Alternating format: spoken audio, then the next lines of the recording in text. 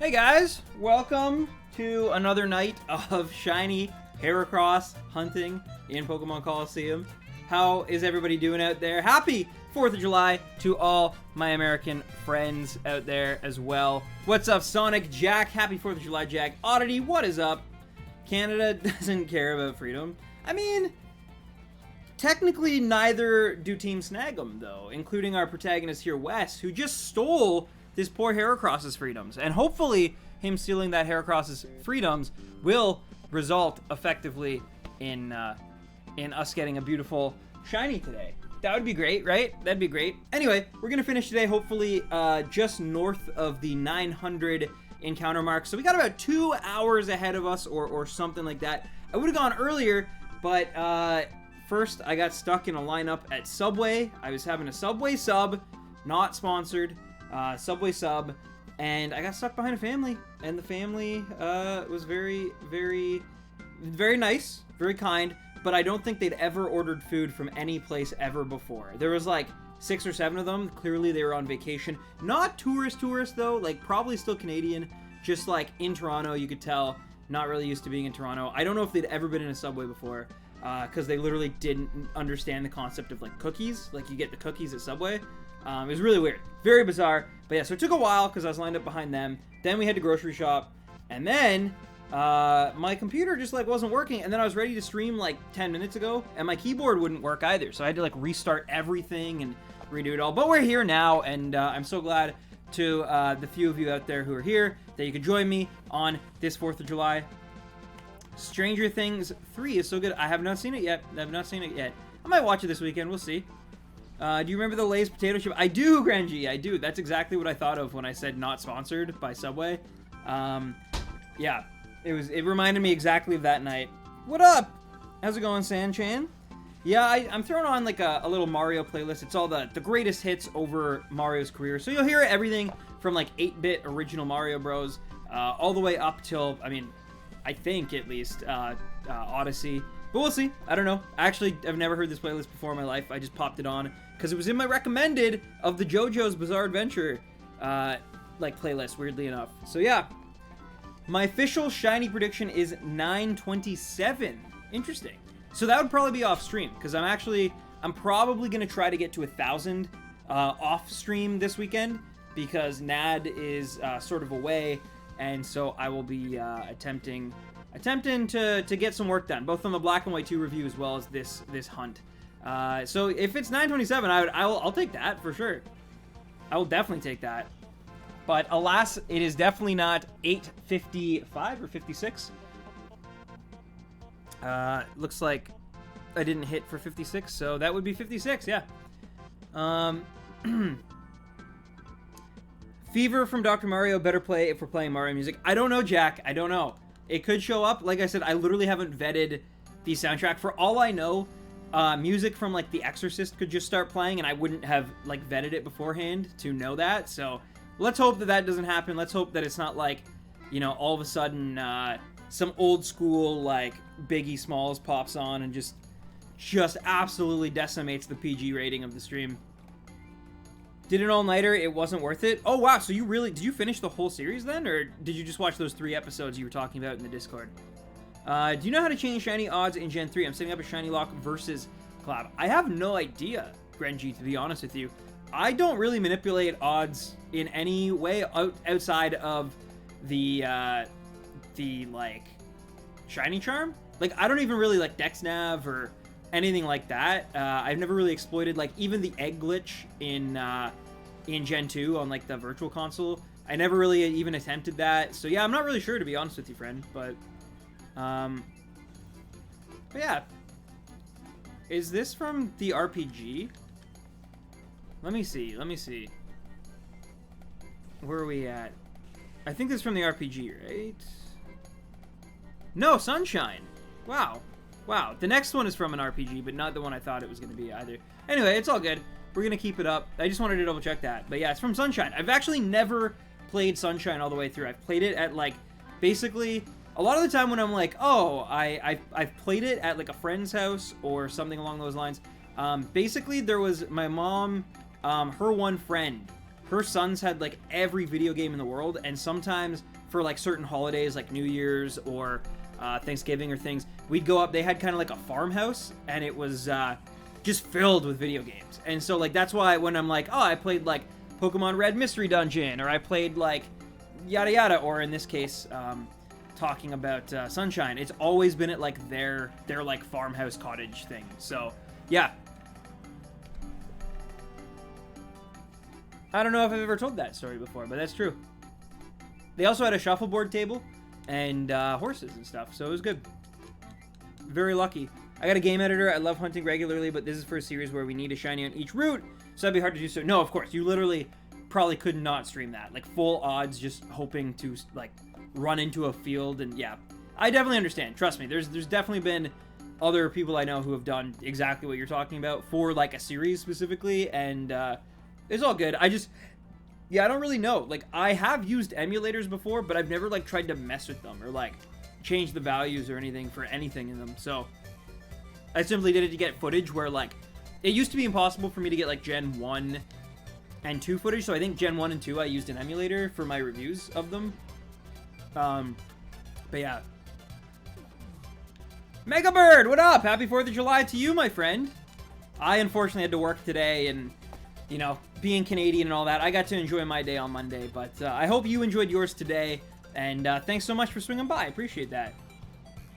What up, FaZe Neuvern? Thank you for the continued presence in Pokemon Go. Yo, guys, I have had, since our stream Monday, I have caught four? I've caught 4 shiny Pokemon in Pokemon Go since our last stream on Monday. It's actually insane. The thing is, I haven't been searching for them. Like, so Tuesday, as I said, I was going to Spider-Man. So from work, I like walked down to the movie theater and like I found a shiny Alolan Geodude, and I was like, that's amazing. Like that's all I'm gonna get this week. Awesome. After the movie, on the streetcar back from the movie theater to my apartment, I clicked on a Solrock and I got a shiny Solrock. And then the next day, so this is now Wednesday. So yesterday, I'm walking home from work. It's only like a 10-15 minute walk. And all of a sudden, I found a shiny Alolan Rattata. And I'm like, all right, okay, this is like insane. This is done. Like, I'm never going to get any luckier. And then today, on the way to work, I caught a shiny Shelder, which isn't even part of like the shiny event. It just happened to spawn.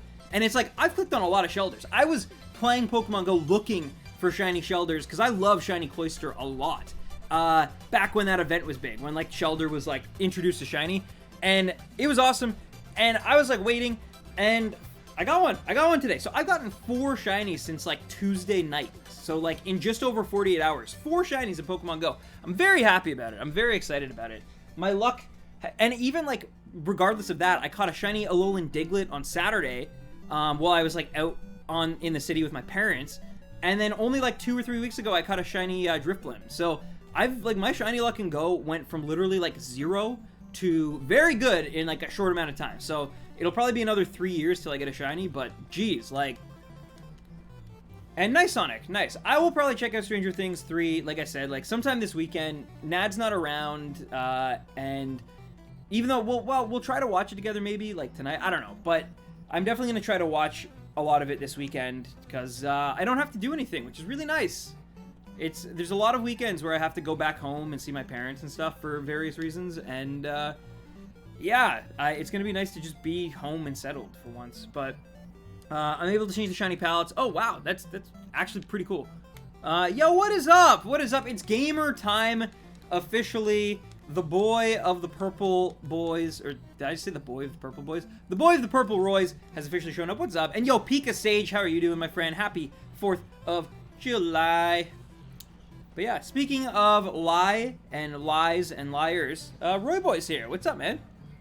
This man, Roy Boy, has done 2 all-nighters in the past, and like real all-nighters. Like we're talking like more than 24 hours straight being awake. He has done this now twice in the span of a week, basically. Which is actually just insane. Spoiler, Taboo from Super Smash Bros. Brawl? Wow, does he have wings? I'm actually really disappointed that they never put the Taboo boss. Not that, I mean, let's be honest, Smash Ultimate has like everything, so like I'm not mad at it or anything, but it would have been really cool if like you got to do the Taboo boss fight. Again, I think that would have been amazing, but you know, budget. I'm doing another hangout in the midst of a 5-day work week. It's gonna be epic. You are like, it's not even like, I'm not, this isn't a compliment. Like, this isn't validating. You're insane. Like, you're actually crazy. I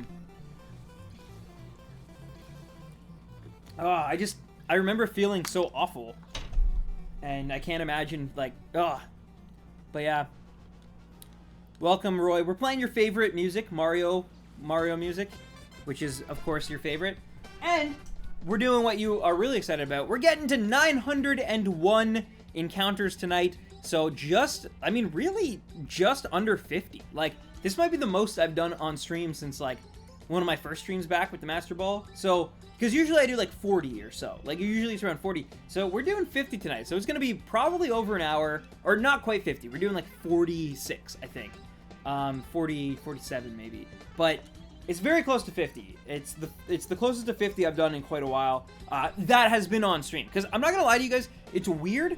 I love being on stream, but also there's something really, like, relaxing and just nostalgic to me about doing this hunt off stream while I, like, throw something up on the TV and just, like, hang out. And it reminds me of, like, my early days in Gen 6 when I was, like, in the Friend Safaris and breeding, running around Lumiose Tower, trying to, like, breed for shiny eggs. And that's, like, what I used to do. I literally used to, like, put something on the TV and, like, have my 3DS and just, like, shiny hunt. And the last time I really shiny hunted for myself was, I mean, back then probably. So it's been kind of like refreshing and nice, but it's also very important to do that, because if I only shiny hunted while I was streaming, like, we would still be so far behind. And that's saying something, because we still haven't even cleared 1,000 encounters. So probably 300 to 400 of these encounters have been off stream.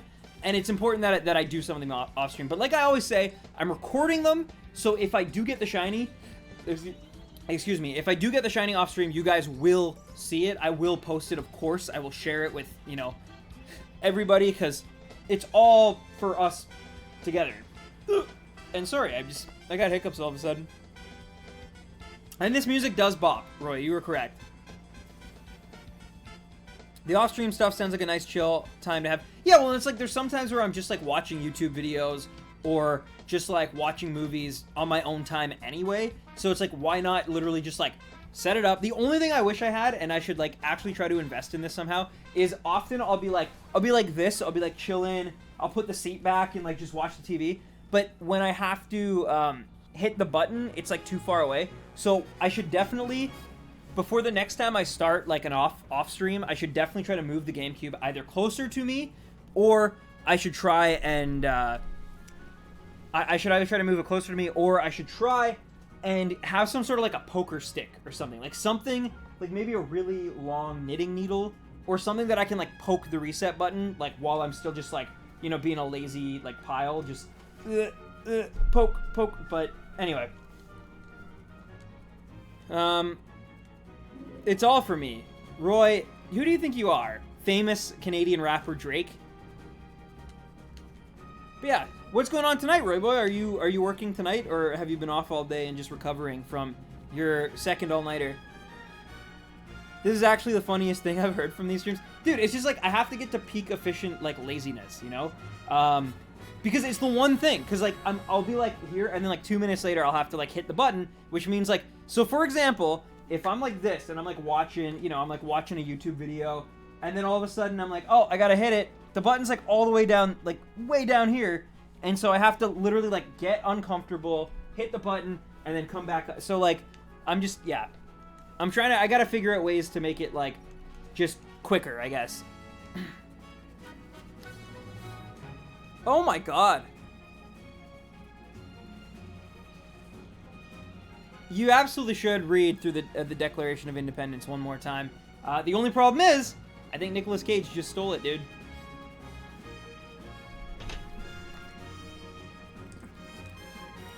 I hope Histocrat plays from 3D World. I don't know. I don't think it will, but again, there's like 5 hours worth of Mario songs on this, so at some point, I think everything is bound to show up. Like, that's a lot. Who are your favorite YouTubers, Stan? I was actually just thinking about this recently. There's very few channels that I watch everything they put out, like, as soon as they put it out. Like, there's a lot of YouTubers that I find I will skip some of their content. So even people who I used to really love, like Johnny and Arcata and, what's his name? Super Eye Patch Wolf. These are guys that, like, I used to be like that for. And I find now it's, like, I'm very, like, just choosy about, like, I'll always add their stuff to my, like, watch later, but I don't watch it immediately. The only people who I watch, like, immediately now, I would say, are Red Letter Media, Todd in the Shadows, who's, like, a music pop review critic. I've been watching him for years, and I think he's still as good as ever. Who else would make that list? I'm trying to think. I like Nerdwriter. I think Nerdwriter's pretty good. There's a few others. There's definitely a few others who, like, pop up, but they must, like, upload so infrequently that I almost, like, forget about them. I like Lindsay Ellis as well, who used to be, like, the nostalgia chick. I think she makes really good content. It's very, like, well thought out. But yeah, surprisingly enough, I don't really watch a lot of, like, video game or Pokemon specific channels. I really just don't. Like, I definitely used to be more into, like, video game channels and stuff, but even back then, like, I wasn't so much of, like, a Pokemon viewer. I just really liked the games and, like, playing them. And so I think that's, like, another reason why, like, I never really, like, got as integrated into the overall, like, Pokemon YouTube community, because, like, I don't really watch, like, I don't really enjoy watching Pokemon content, weirdly enough. And maybe that's because I make it, and so it's like you don't want to almost, like, take your work home with you sort of deal. I don't know, it's hard to say. I do like True Green 7. I think he makes really good stuff. I like the high-produced Pokemon content, but yeah, I don't know. I like Fawful's Minion still. I think Fawful's Minion is pretty good. But yeah. Chris Raygun is probably one of the only, if not the only, YouTuber who's lasted through these years for me, who I will drop everything to watch. I mean, yeah, and to be honest, so another one that, like, pops up recently in the gaming circles is Scott the Woz. So I've honestly only watched, like, 1 or 2 of his videos, but the ones I have seen, I definitely enjoyed. Like, I can't even remember which ones they were. I think one of them was about Melee or Brawl. It's probably his Brawl one. But yeah, he makes really good content. I just literally haven't had because I know that, like, I will probably get sucked in a hole and watch all of his stuff. And I just didn't have time that night, like, that I discovered his, like, Brawl video. But I think I watched that, and I watched, like, one other video about, like, collector's editions or something. And I enjoyed, like, his stuff, for sure. So, he's someone I could see me, like, watching more in the future, if time permits it. But yeah, JonTron is a great example of, like, I literally used to click on, like, every video that guy uploaded immediately, right? Like, even if I didn't understand it or I didn't care. And, not embarrassingly, but, like, unfortunately, Pro Jared was another guy like that for me. Like, Pro Jared was, I would say, a pretty decent-sized influence on, like, the way I liked to process and then kind of, like, make videos. Like, even, one of the ways I learned editing was watching him streaming himself editing in Premiere. Like, so it really sucks when, you know, like, the people you look up to kind of let you down, but he was someone who I genuinely would watch. Like, him, JonTron, The Completionist, like, all those guys I watched, like, all the time. And then, yeah, as time went on, I just, like, very rarely will I watch a JonTron video, like, immediately. Yo, what up, Waves? How's it going? I binge-watched Stranger Things. Nice. Sonic did as well, Waves. That's awesome. Scott was on Cinemassacre. I saw that as well. Actually, AVGN is another person like that as well, where, like, I used to watch everything they put out, like, on the day. Sometimes, you know, I would, like, catch it when it was only, like, 2 minutes old. And that's just not how it goes anymore, unfortunately. But, yeah, I like a lot of people. I like a lot of YouTubers still, but I definitely find my tastes of, like, have, like, expanded. Like, I also watch a lot of, like, sneaker YouTubers now as well. There's a guy in Toronto who I've met named Sean Go, who he basically just, like, reviews sneakers, like, rare and limited edition sneakers, and he's really good. I really like his stuff. And it also, of course, helps that, like, I've met him in real life and have, like, kind of an understanding of who he is and, you know, all that stuff. I guess it doesn't hurt like, but yeah, I like his stuff. I like Seth Fowler. Those are probably my two like sneaker guys. I watch like Complex. Philip DeFranco still, like I literally watched Philly D's new video like 10 minutes ago, or not 10 minutes ago, but like 10 minutes before I started the stream. So I still watch Philip DeFranco as well. Just not to the same extent. He's a guy I will watch like one of his videos a week kind of deal. Maybe two, like maybe I'll catch up on the Friday and I'll be like, oh, what did I miss on Thursday? But like typically I'll watch one Philip DeFranco video like a week. Just kind of depends on like what I'm doing at the time. So like today I was like eating my sub that I waited like half an hour to get, and I was like, well, there's nothing really on right now. There's like silence, and of course as a millennial I can't just sit in silence. I have to have something happening at all times. So I put on Philip DeFranco on the TV and I just like ate my sub. But yeah, it's like the perfect amount of time to like eat dinner, you know, and then like it's over and you're like done dinner and you're like doing the dishes and you're like, oh, that was awesome. But anyway, so that's a few of my influences. I'm sure I'm like leaving some people out here and like I will immediately regret it. Another guy I like, but he doesn't really make the type of content that I subscribe to him for. Kind of like you could say I am kind of that way too. But is a guy named Captain Logan who runs a channel called like Geekdom. I think it's just called like Geekdom. I forget what it's called, honestly, but his name is Captain Logan. Like that's what he goes by, and he made a series called Superhero Rewind, and it's basically where he like does like an in-depth like essay treatment of superhero movies, and it's not flashy, and he's not like a good editor, but he's got a great voice, and he's got like a great insight into superhero movies, and I appreciate it. I think he does really good work, especially his like more recent stuff. His earlier stuff was like, they were like 7-minute videos. Now he'll do like an hour and a half like breakdown of like Batman versus Superman or like Iron Man 3, and it's just he's really good. He's really good at what he does. The YouTuber who I watch the most is Illymations, or is that Lilymations? I actually don't know. The L's or I's are playing tricks on my eyes. But yeah, who else? Who else is good out there? Yeah, I really don't watch anyone like even like H3H3 or like iDubbbz or like any of those guys who at one point I was like not fully invested in, but like I don't really watch much of their stuff anymore. To be honest, I don't watch YouTube nearly as much as I used to. And it's not even like, it's not that YouTube got worse. I think it's just harder to find new people than it ever used to be on YouTube.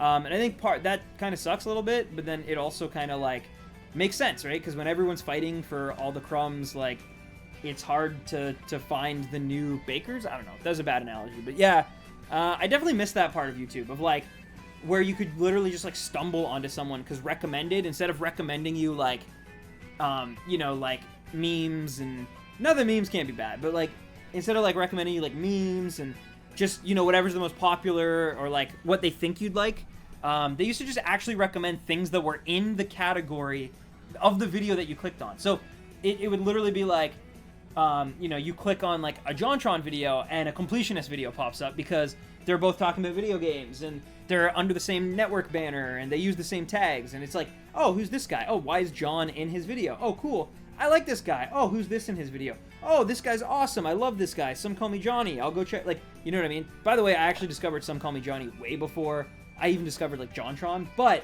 the point still stands that I miss those days. I miss those days.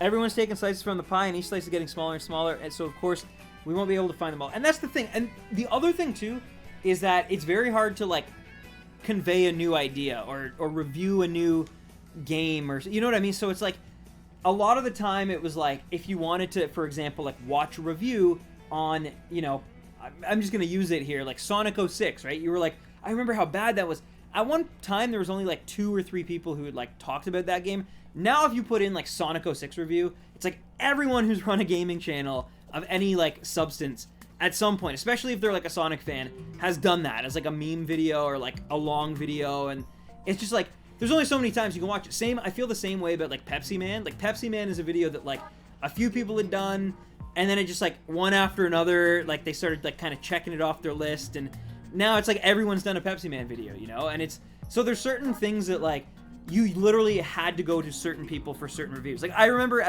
for a time, there's like one guy on YouTube basically who was making like Mega Man stuff, like doing Let's Plays of all the Mega Man games, like talking about his favorite like Mega Man.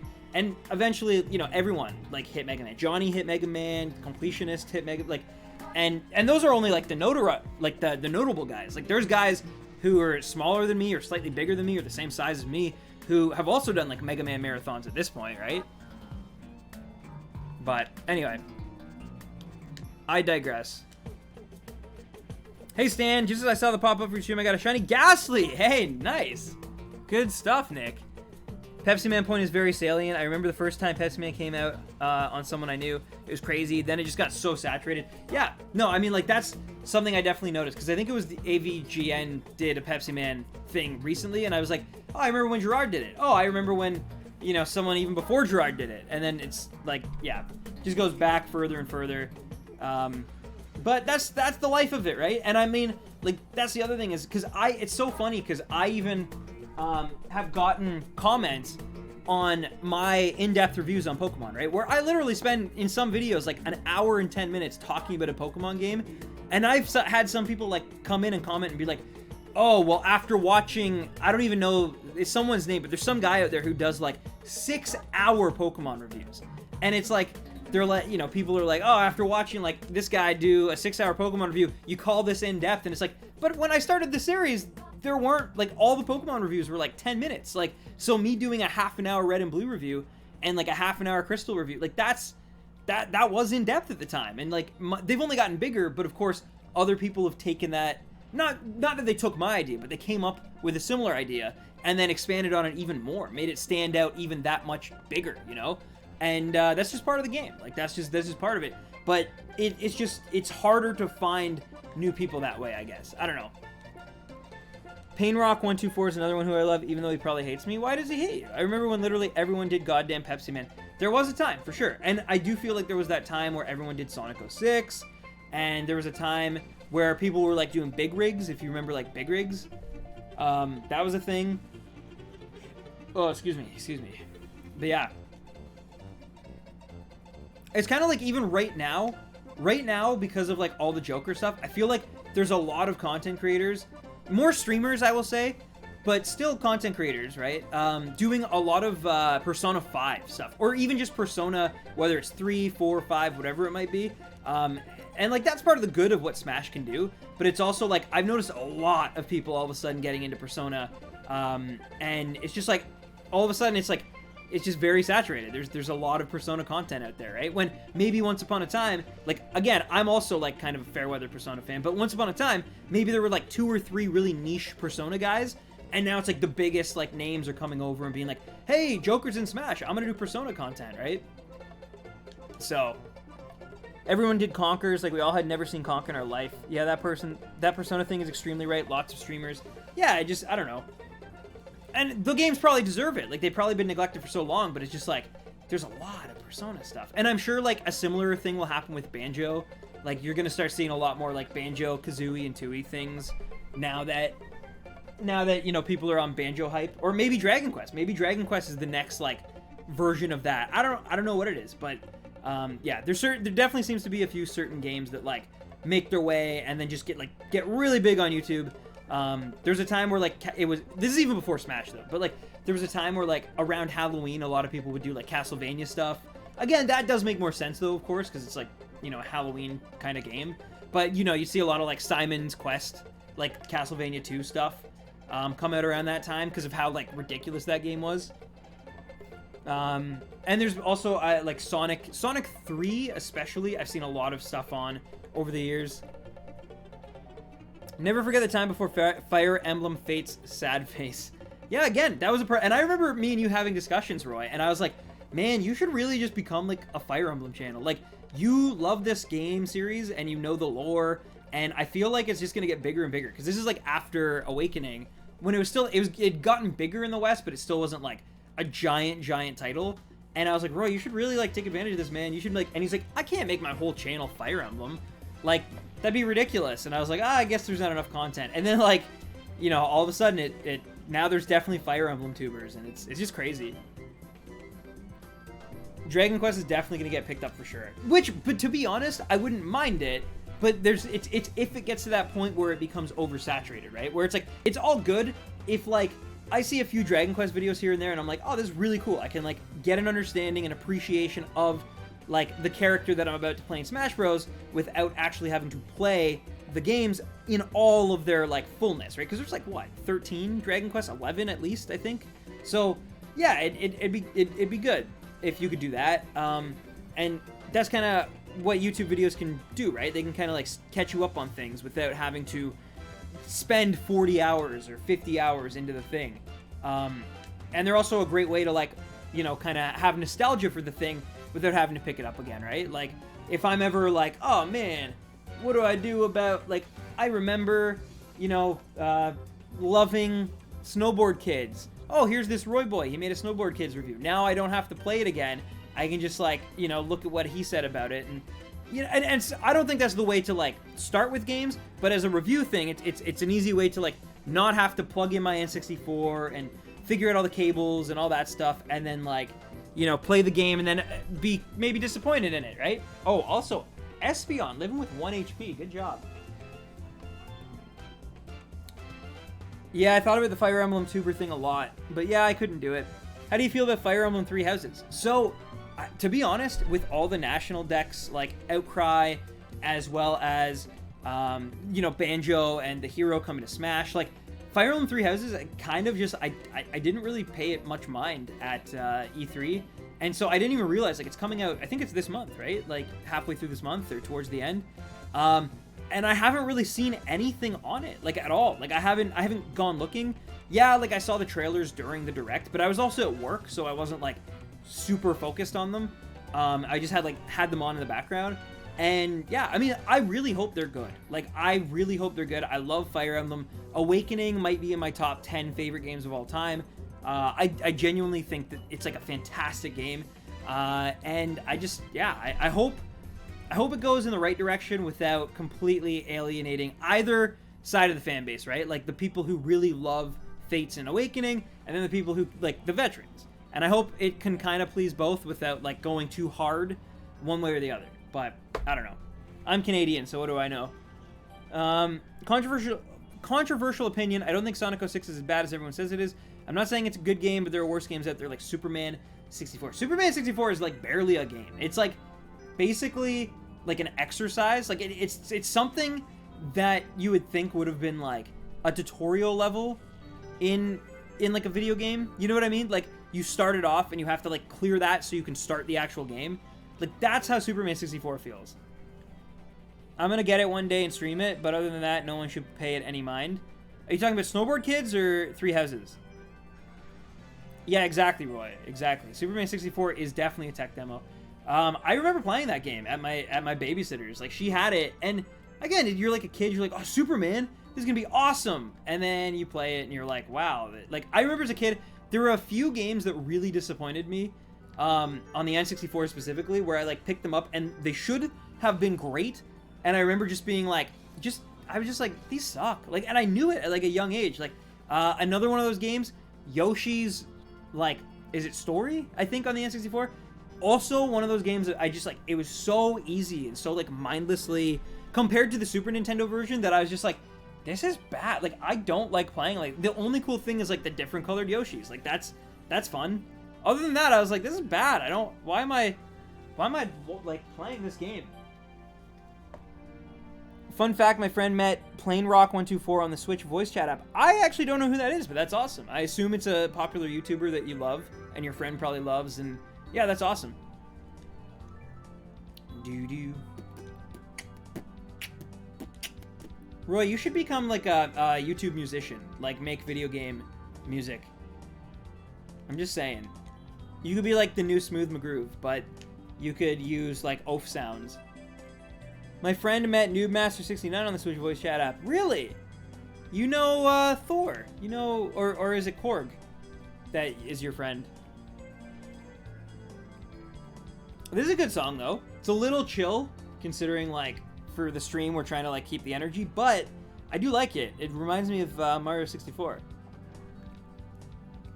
The oaf Smooth McGriff. Yeah, man. Yeah, I'm just saying. You could, like, wear, like, your fedora and just, like, tip it, and then, like, as you tip it, it, like, ruffles your hair, and that's, like, a sound. Also, combing your hair, because you definitely comb your hair a lot. That could be, like, a sound that you use. Buttoning up your shirt could be a sound you use. Apologizing, like, you being like, like, when you're, like, in the way, but before you've, like, said you're sorry, where you just, like, make the, like, the noise of, like, I don't know. What's that mean? He hates me because I'm a Sonic fan. Oh, well, don't, hey, you're allowed to like what you like. I like Sonic. The Roy Boy Oaf soundboard. Yeah. Listen. Right, there's that one. What's another one? What's another on the Roy Boy soundboard? Me, You, Manchester, let's go. That was a thing for a while. Oh wow. I think like that was one for a while, right? Oh man. And crying. Who could forget crying? Independence Day, Shiny Groudon in Pokemon Go. You got one. Nice, Ash. Nice. Congratulations. I genuinely forgot about Manchester. Yeah, it was like only a 2-month period probably.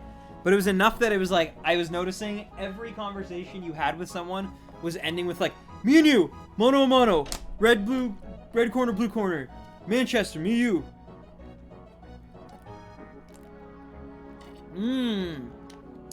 Interesting, Sonic. Yeah. Also, the slurps, right? The slurps, like...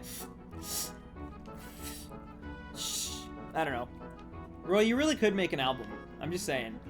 You could cover all your favorite Outcast songs. And, okay, this one has to be... Because it sounds too close to Chrono Trigger. This has to be from the RPG, right? Let me see. 4036. Yes, it is. Beware the forest mushrooms. Okay. It's actually almost over, but... I was like, this has to be... It sounds like an RPG. Oh, there you go. There you go, Roy. Fun fact, I saw French Montana at Drake's OVO Fest in, like, 2013, so, like, 6 years ago. French Montana was there. A lot of famous people were at that concert, actually.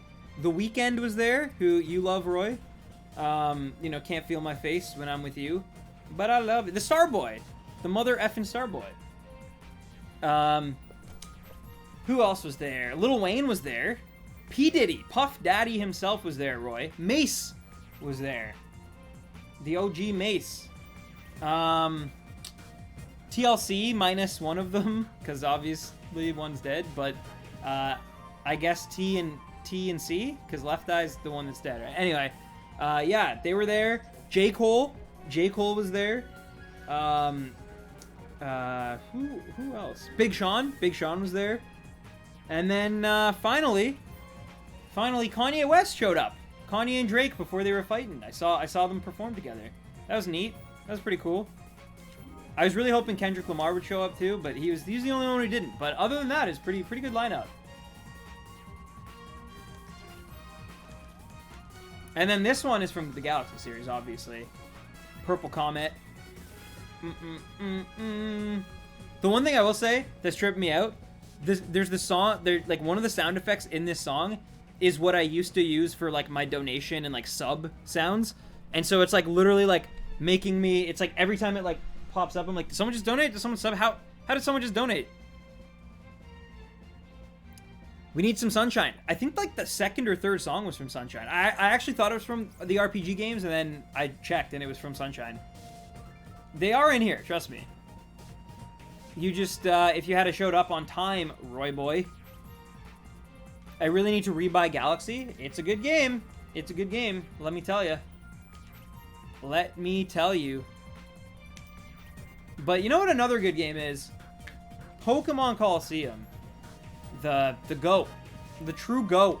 The innovator. The progenitor of Shadow Pokemon.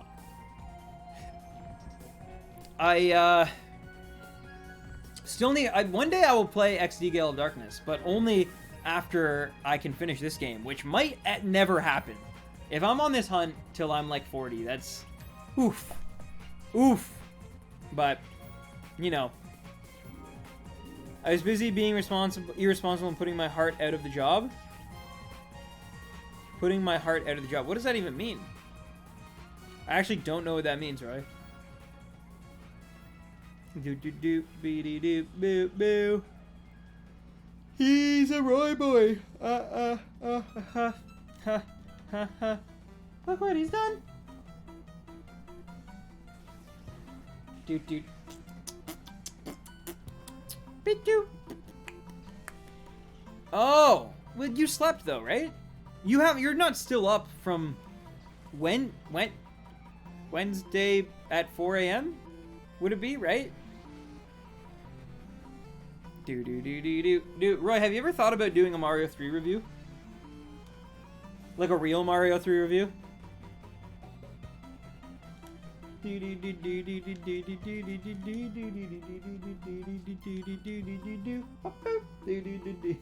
Sorry, Nad just walked in and I'm singing to her, serenading her. She's reading Game of Thrones.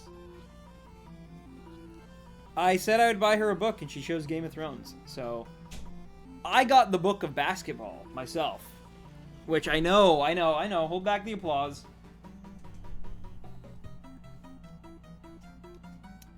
I lured up and everything. Oh, she already left Sonic, sorry. She literally just, like, ran in to grab her book, and then, like, ran back. You're about to... Really, Roy? You're gonna read them? Order them a few days back. Wow, I gotta get a water bottle myself. That's like literally my next Amazon purchase. When I get paid, I'm gonna buy a water bottle. They're expensive. To get like a good reusable one, I don't know why, but they're all like 25, 30 bucks. Which, to me, that's expensive for a water bottle. Like, you know? But it will pay for itself after time, because I won't be buying these all the damn time, so...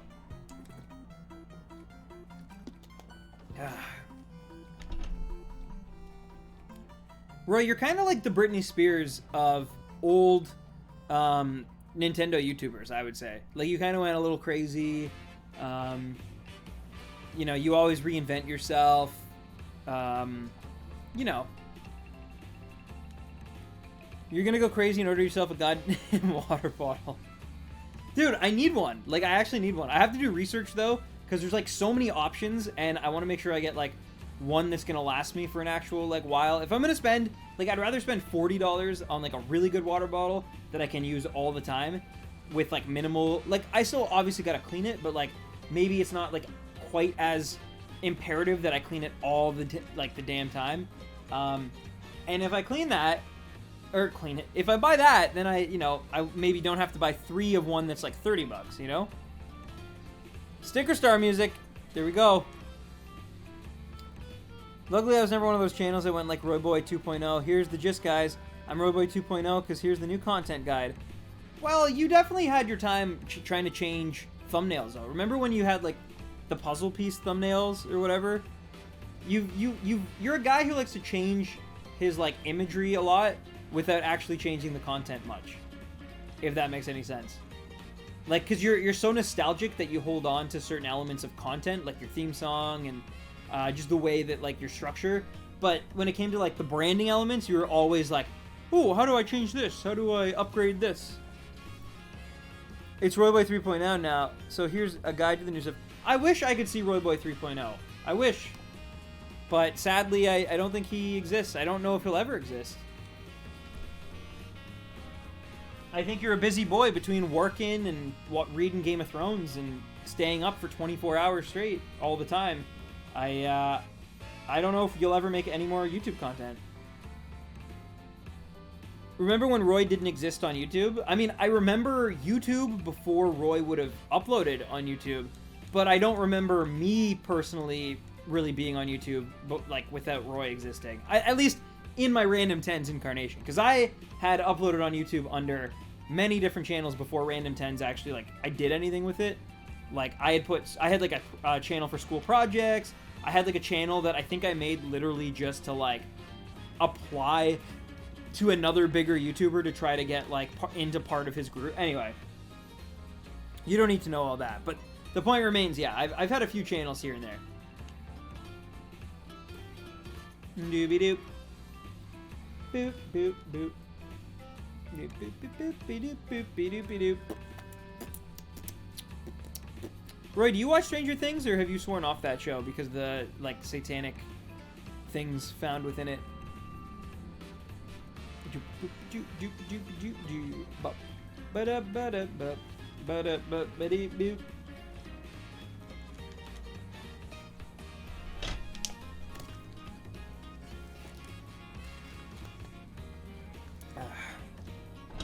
I don't swear anything off. I just haven't gotten to it.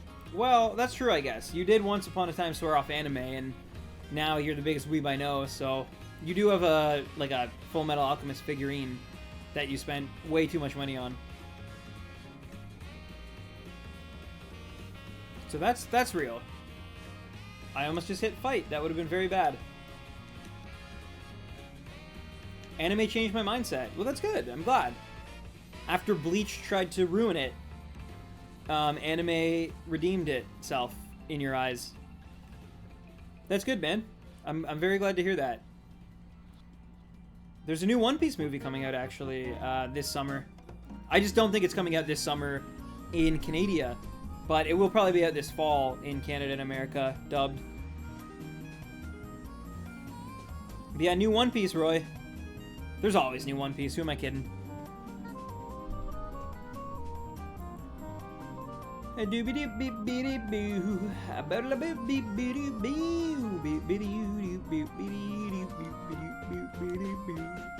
Oh, we've almost hit our 20th Heracross of the stream, which, as crazy as that sounds, as low as that sounds, that's still what we used to do in a full stream back last year in like September, October. So that's pretty good. That's pretty good. I'd probably not have any idea what was going on in that movie. It hasn't stopped you before.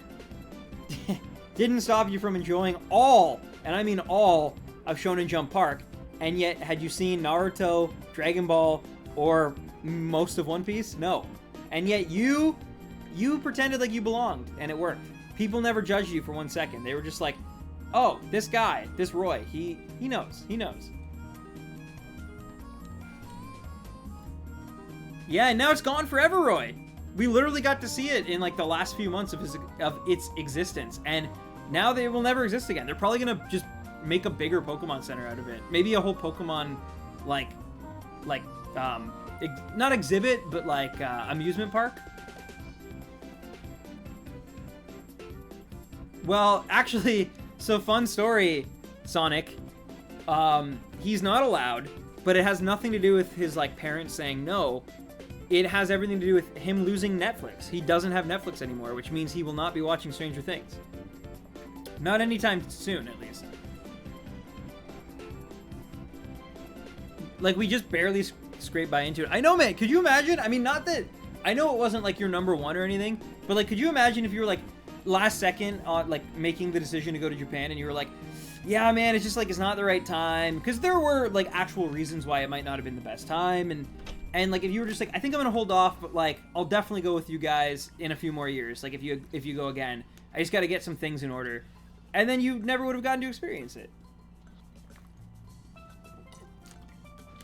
Yeah, like, it's actually insane, and I'm so glad because like, we were there, myself and Neon, the first time around. We were in like, we lived like, you know, we were in Ikebukuro, so we like had been to that mall like multiple times, that Pokemon Center, the food places in that mall. Like, we'd been in there in Sunshine City, and yet we had never, we even did the aquarium in Sunshine City, which we didn't do when me, you, Nat, and Rob went. But yeah, and so we like had seen it, and at the time I was like, yeah, you know, I don't really care, we'll just go to the One Piece like tower.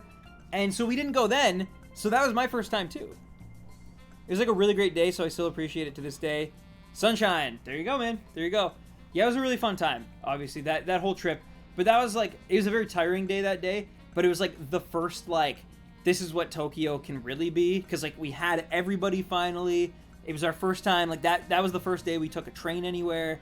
All the shops closed in Akihabara, and that sucked, but we got to like finally experience like Tokyo, because the day before, obviously like me, you, and Nat had gone to Sunshine City and the Owl Cafe, but like we were kind of waiting on Rob, so we didn't do like anything too crazy, and yeah. Did they demolish the Poke Park in Japan? I don't know, to be honest. I actually don't know, because I've never been to the Poke Park. I've been to some of the Pokemon centers, and most of those are still up. There's a few I think they had to get rid of, but they built more since. Like they built one in Ginza. They built one at the Skytree that didn't exist when I went to the Skytree in 2015. So yeah. Yeah, it was fun. It was really fun. And the cool thing about Tokyo, which is like crazy though, is that like I feel like I go and I'm like, oh, this is it. Like this is the like I know the most about Japanese culture that I'm ever gonna know. And then I like come home and I just like watch a bunch of anime and like learn a bunch more about like Japanese, the language, the food, the culture. And then I go back and I'm like, oh my god, there's all these things that were right in front of me that I didn't appreciate the last time I was here. And now I can fully appreciate them, but I'm probably still not even fully appreciating them, if you know what I mean. Like, it's just crazy. But yeah, love me some Tokyo. I love me Heracross too, but I've had a few blue Heracrosses in my time, you know? And I think it's time for a purple one. That's an interesting point. Yeah, like, I think like a really good example, and this is like the most like, I would say media kind of like capitalistic viewpoint on it, I would say, but like just going into Akihabara and all the figures and the statues and stuff, like or even like Shonen Jump Park, right? Like when I went the first time, I knew basically like One Piece, Naruto, Dragon Ball, and I mean that was pretty much. I maybe knew like Attack on Titan, maybe Full Metal Alchemist, like, but very few like anything. And then when I went back, like, I knew, you know, JoJo's Bizarre Adventure, My Hero Academia, Death Note, like, Hunter x Hunter, like, just a bunch more, right? Haikyuu, like, you know how insane I went for Haikyuu while we were there? Like, so it's just, like, you learn more and more, right? And, like, now, it's, like, even since the last time I've been there, like, now I understand Evangelion and, like, a bunch of other things that I, like, hadn't been privy to beforehand. I'm learning, like, more new words, and, yeah. I might try to actually, like, learn Japanese. I don't know yet. I've had this, like, idea of, on my 26th birthday, I either seriously start putting in an effort to, like, properly learn Japanese, because I'm definitely gonna go there a few more times in my life, so the more I learn, even if I never speak it fluently, just the more I learn, the more it's gonna help me when we get lost inevitably the next time and spend 2 hours trying to find our hotel. Or try to write something, and I don't know what that something is, but just try to write my ideas into something cohesive, like one story. You went insane for Haikyuu. I'm trying, just using Duolingo though, so it's not too serious. Yeah, like I want to like look into the proper, because like I saw John Arcane Toaster was he has like specific like kanji books and stuff, and like almost like school books, sort of like exercise books that you can like actually solve puzzles and stuff with, and I want to try that. But I have to commit to one or the other, because I can't do both. Like, I can't, like, I need to, like, focus on one thing and make that my thing, you know? John's insane. I see his stuff, like, every time, and I can't believe it. Yo, John is a god, all right? Like, let's just be honest. John is a true OG god in terms of everything. He's, like, a true prodigy kind of human being.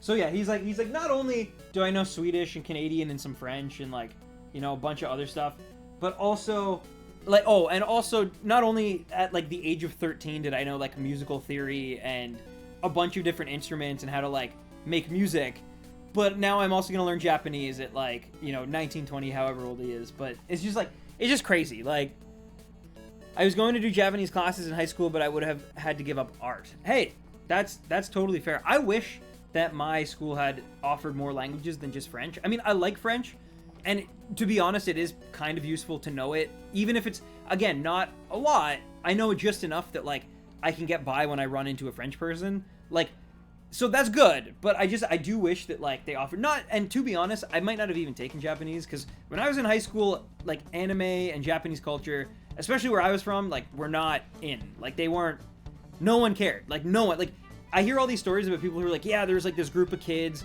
at like my high school who are really into, you know, they're trading like tapes of like Full Metal Alchemist and like Death Note and Gundam and stuff like that. And I'm like, that did not exist in my high school. Like, literally nobody. Like, even the biggest like burnouts or the biggest like, you know, the kids that you would have considered like weeby, like, they weren't into Japanese. Like, it was weird. They didn't even really play like Pokemon or anything like that. Like, they were more like, they had their hobbies and their nerdy stuff, but it was more like you know, like model planes and like I don't know if that's true. Yeah, I might have just made that up, but the point is that like they're definitely, their nerdy interests weren't like super Japanese, which is because I hear all these stories about like, oh yeah, there's always like a group of people who like were really into anime or really into like trading cards or like, and that didn't really exist at my school, I guess.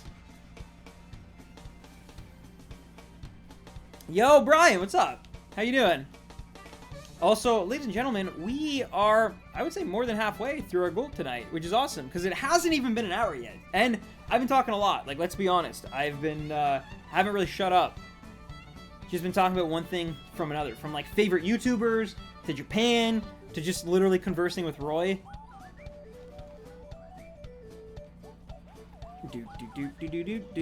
Yeah, this is a great song, too, Roy. Good taste. I'm doing good, Brian. I'm doing good, man.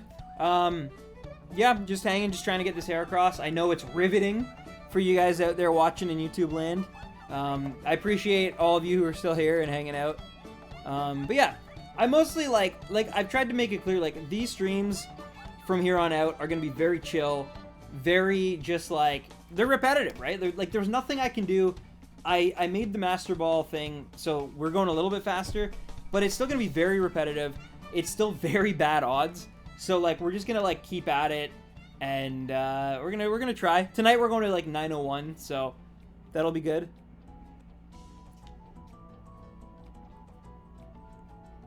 Oh wow, Roy, Roy, you do have to watch Evangelion though, man. It's really good. Like, I finished the Rebuild movies last night, so I'm like pretty caught up on my Evangelion stuff, and dude, you'd love it. Like, I love it.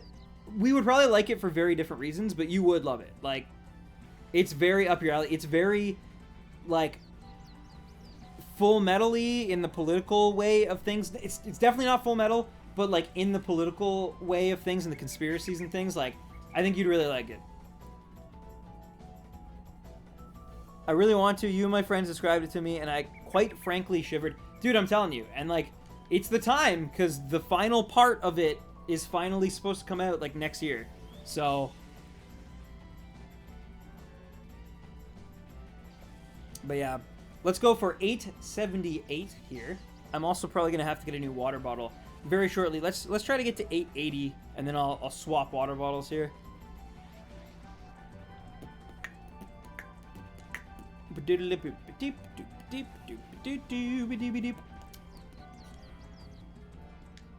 Alright, let's go, Master Ball. Let's see what happens. And sorry, I'm just gonna check my phone here. Just waiting on a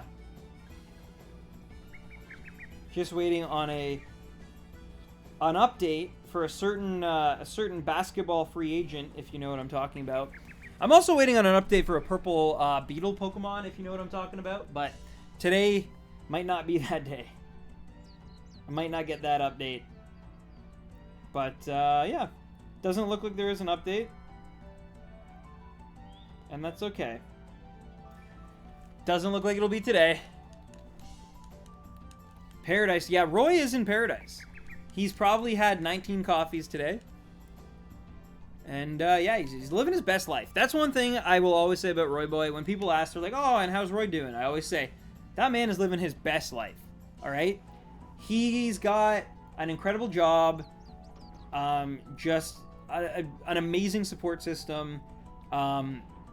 Like, he's very well adjusted to adult life. And he's living in the absolute pinnacle of he's in his prime, basically. Nice, right? He's also golfing a lot lately. Become a big golfer, which, you know, golfing is like synonymous with like high status. So he must be making bills. Right? I mean, that Donkey Kong costume did not pay for itself, right? Like,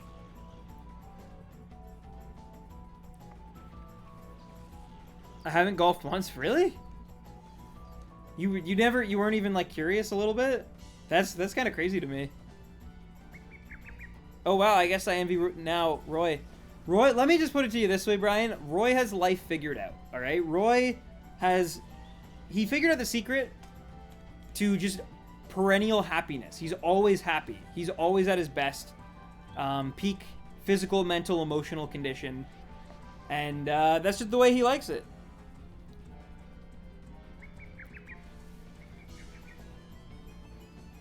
You want me to give your Pokemon Go account to Barley, Sonic Chow? I hope you feel better, but what's that about giving Barley your Pokemon Go account? I golfed a bunch from 10 to 12, but since then I haven't touched a club. Oh, wow. Oh, wow. That's... I don't know how deeply to read into that. I'm the peak of humanity. That's the simplest way to say it. Couldn't have said it better than myself. He's just truly... You know that song Wonderwall by Oasis? I mean, he's the wall they are talking about. They used to, in high school, his name was The Wall. You know? And then people would walk up and, like, as a pet name, they'd be like, yo, Waldo! And he'd be like, yeah, you found me. Found me, Greg. This is a good song, too. Why does Mario have such good music? It's like Koji Kondo. I feel like he doesn't even write music for, like, Mario games. He just writes music. And then Miyamoto's like, oh, that's jazzy. Just throw it in the Mario game. He's like, oh, I was actually going to perform this with my band. Like, he's like, nope, that's a Mario song now.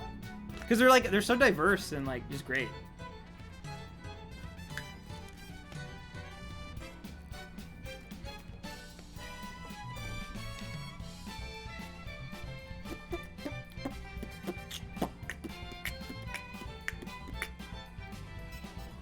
All right.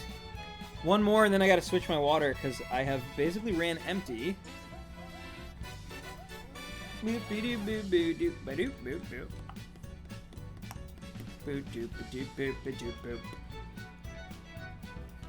Yeah, I love this song.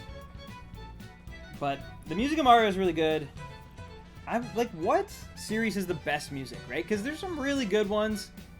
Like Kingdom Hearts. I haven't really played the games. Great music, though. Final Fantasy. Pokemon, of course, has really phenomenal music. Zelda, obviously. But Mario, Sonic, excuse me. Sonic has good music. Yeah, I don't know. Fire Emblem also has really good music. But I don't think I would put Fire Emblem in like the same like categories like Metroid, where it's like it's really good, but there just haven't been enough games with enough like variety to like to put them in a separate tier, I guess. I don't know. Splatoon does have great music. I will concede that.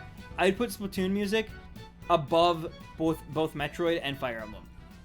Like, Fire Emblem and Metroid definitely have better themes than Splatoon. Again, this is just my opinion. But the overall music, the like soundscape of it and how important it is to the actual like game and the like feeling you get while you play it, I think like Splatoon did a really great. That's one of the best parts of Splatoon. Fire Emblem Echoes has really good music. I have not played that game, so I don't know. Really, Roy? Did you learn to play that one on the piano, the old organ?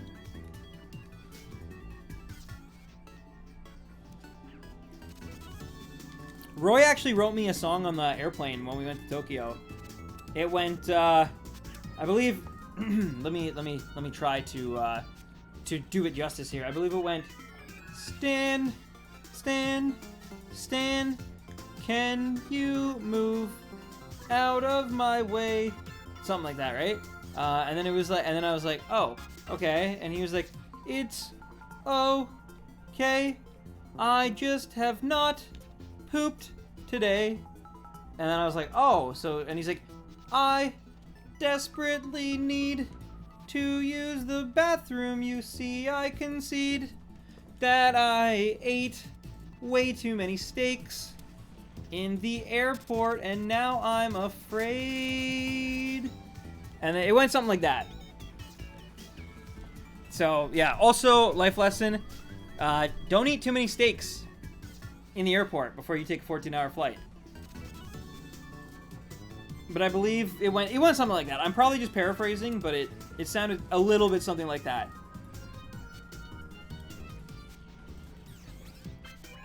Castlevania, interesting. Mother 3 has great music. I don't discredit that, and obviously even the original like Earthbound, or I guess Mother and Mother 2, also have good themes and music. I definitely don't think it's even on the level of like Metroid, Fire Emblem. Castlevania is also one that you could definitely put in. Mega Man as well. Mega Man's got a great library of music as well. That's true, Roy. All right. Let's catch this Heracross, then I'm grabbing another water. It's not even like I have to go that far, but I just had to break up my song there. I was too busy singing to all right, let's go. It is regular. All right, you regular young lady. Mega Man got all the good themes. Woodman's is great, but there's so many. And then there's like also the X series technically gets like swept up in that as well. So yeah, that like there's a lot of good Mega Man, themes out there, my friend. Tons of them. Ooh.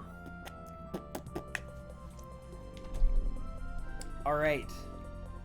You know, guys, I think 882 is a great one to get a shiny Heracross. I'm just gonna say right now, this one's gonna be shiny. I'm calling it. It's gonna happen right here. Just watch. Don't believe me, just watch. But I'll tell you what, if it is this one, I will name it like Mars or something after like Bruno Mars for saying that. That's how confident I am. I will name my shiny Heracross Mars if I catch it on this one. I hope Konami sells their IPs. Why is that, Sonic? You don't like pachinko machines? Alright, here we go. Use your ability. Yep, there we go. I'm telling you guys, you'll see. You'll see, this is the one. Oh, Brian's calling 887. Brian. That's very interesting. It could happen, man. It could happen. Very unlikely, but it could happen. So he didn't throw a shiny, which is good, because that means ours is definitely 100% guaranteed. Come on, Heracross. What's up, Katsu? I hope Heracross decides to shine here. You gotta have faith, right? You gotta have faith. You gotta... Here we go. This is it. You guys ready? Shiny Heracross right here. Calling it. Oh, so we can get a new Silent Hill. Right. Yes. Did I even open my water? I didn't. Will I do a spit take here?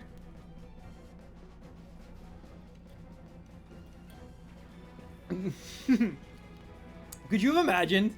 For a second, I saw the purple shadow gauge bars, and I was like, no way. And then it was literally a split second. Within even an actual second, I was like, okay, it's not purple. But I looked at the bars first, and I was like, no way. When you get shiny Heracross, will you let the chat name it? Perhaps. It honestly depends the circumstances, right?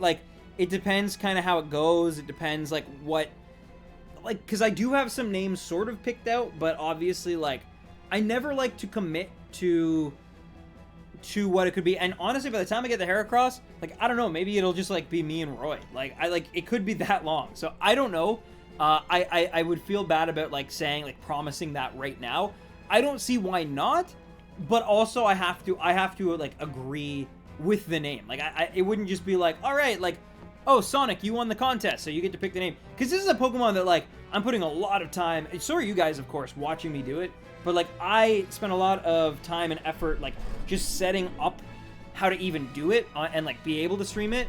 And it's gonna be with us for many adventures and many games afterwards. So I just want to make sure whatever it is, it's something that I'm not gonna hate later on. You know, it has to be something that's just effervescent. It exists and it will always be great. Oswald the shiny Delibird, or not shiny, but the Delibird Ribbon Master.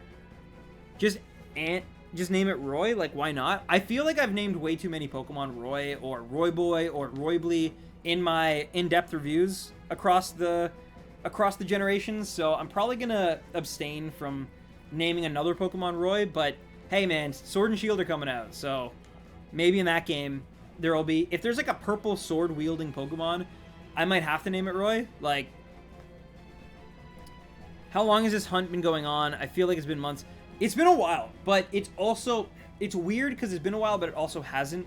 So I believe we started shiny hunting. I started playing this game definitely in like August of 2018, but I think we started on Heracross sometime in September, and I believe we basically hunted it in September, October, some of November, and then I literally took like an 8-month break, basically, or at least 7-month break, from basically like December all the way up until like June. I took a pretty big break away from YouTube entirely. Like, I didn't really do anything. I was working on my Black and White 2 review a little bit, but even that, it could have been a lot more.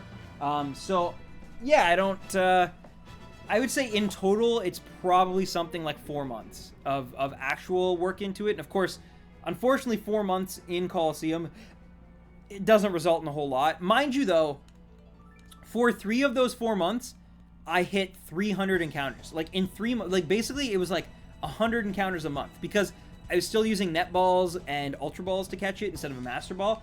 Since June, I've switched to the master ball method, and as you can see, we've gone from 300 in 3 months to an additional, I mean, almost, like, if you included tonight's stream, almost 600 so double that in 1/3 of the time. So I do think, like, we'll probably hit 2,000 before July's done.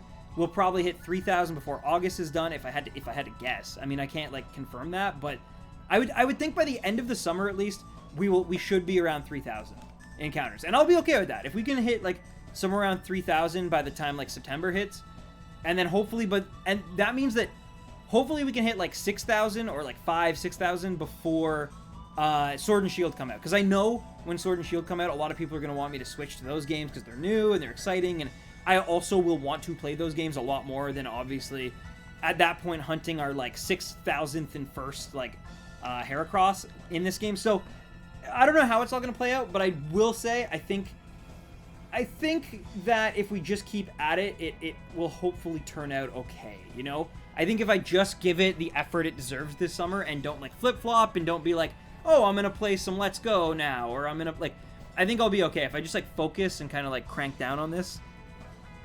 But yeah. Well, you named Entei after me. Yeah, and I think, like, in that specific stream, it, like, made a lot of sense, right?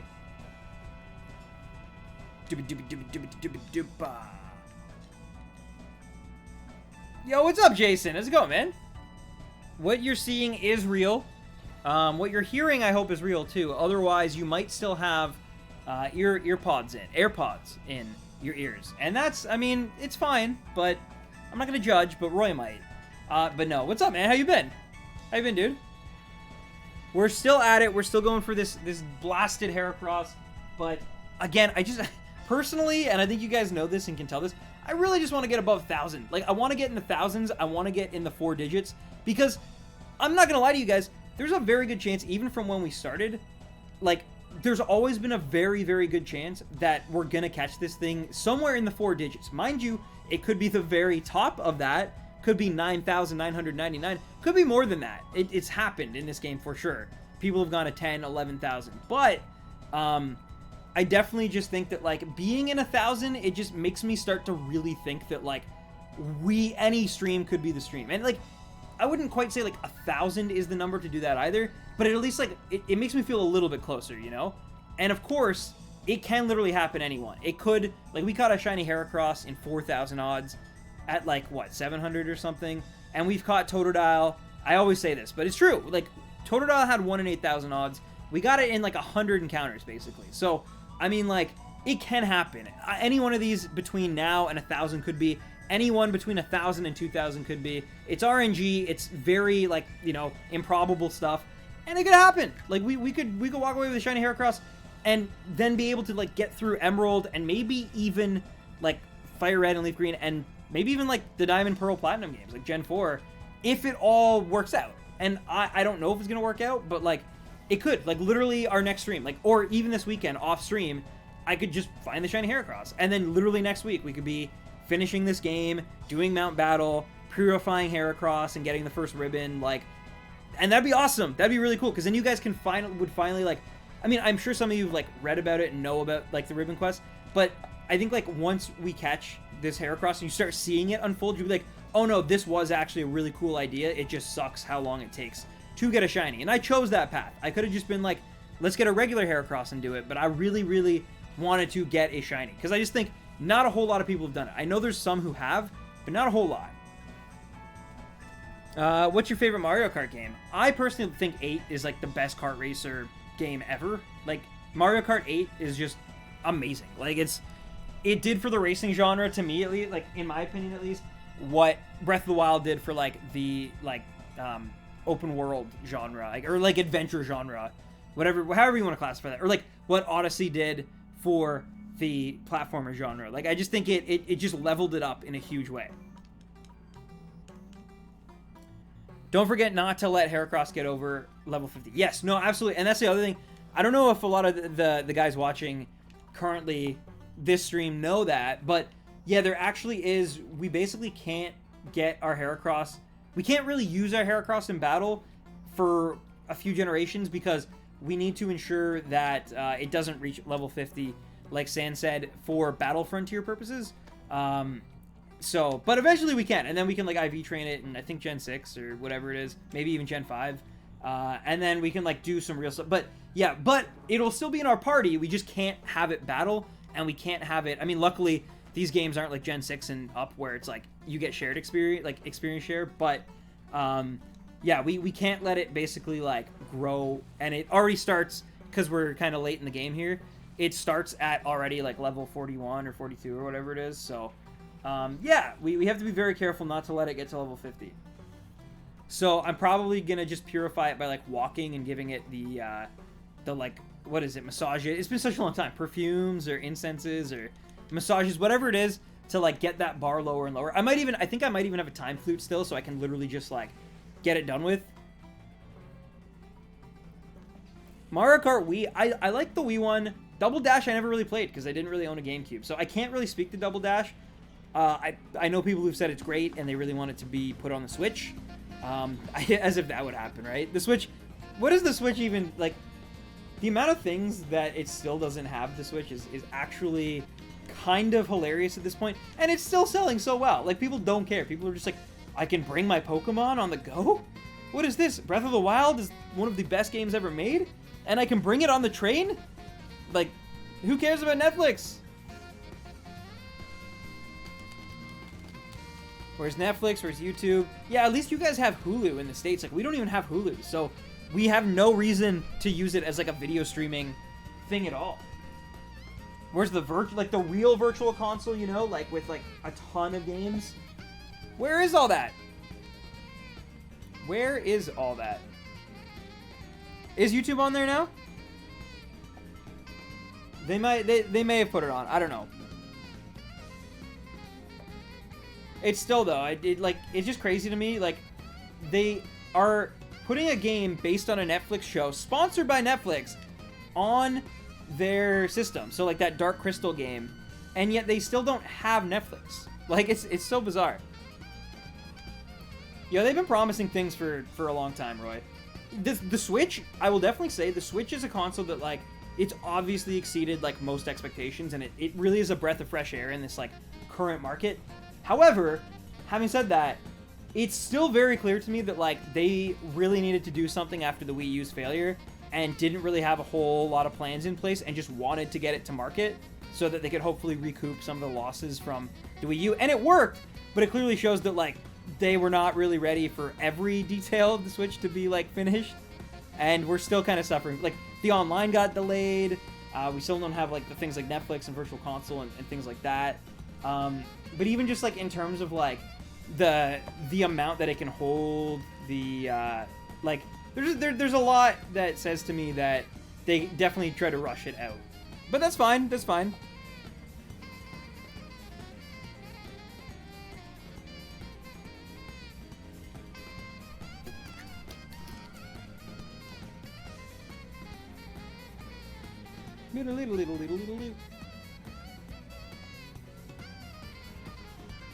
Yeah, the online's not great. Well, so to be honest, the online usually doesn't matter. But in a game like Smash Bros. That's like trying to be kind of like a big fighting thing that like relies on almost perfect internet, it's very subpar, right? But it does fine for like when I played Mario Kart on it, it seemed fine.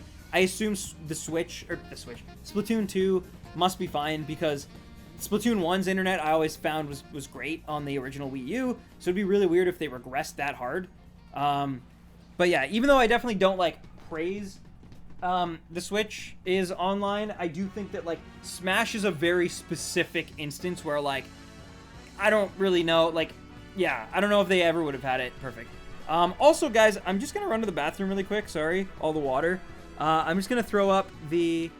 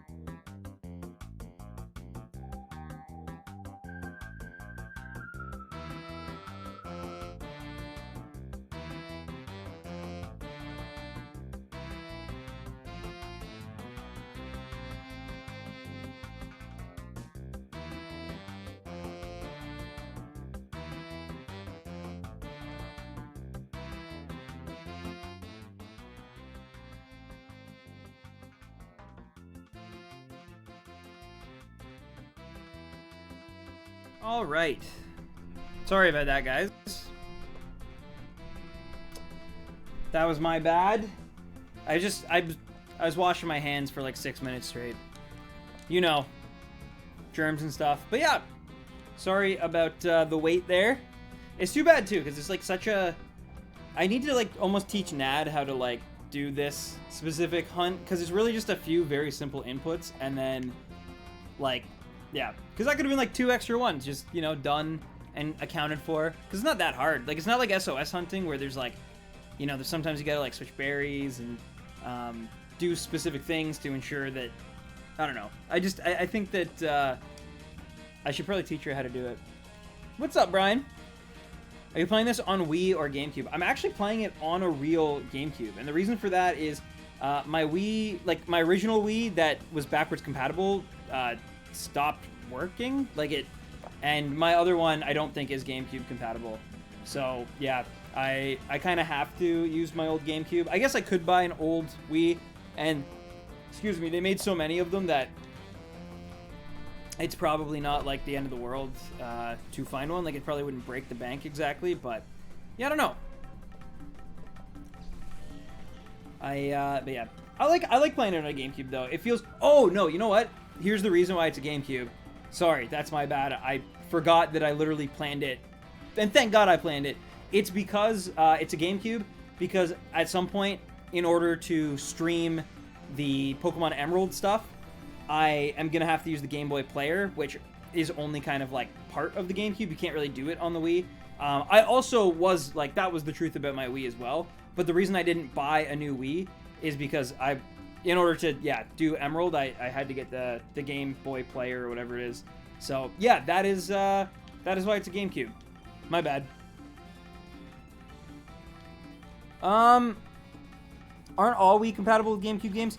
I don't know, because I know that I have a black one that I bought like way later in the Wii's life cycle, like when Skyward Sword came out, and it doesn't have the ports for GameCube stuff. So like, it doesn't have a port for GameCube controller or GameCube memory card.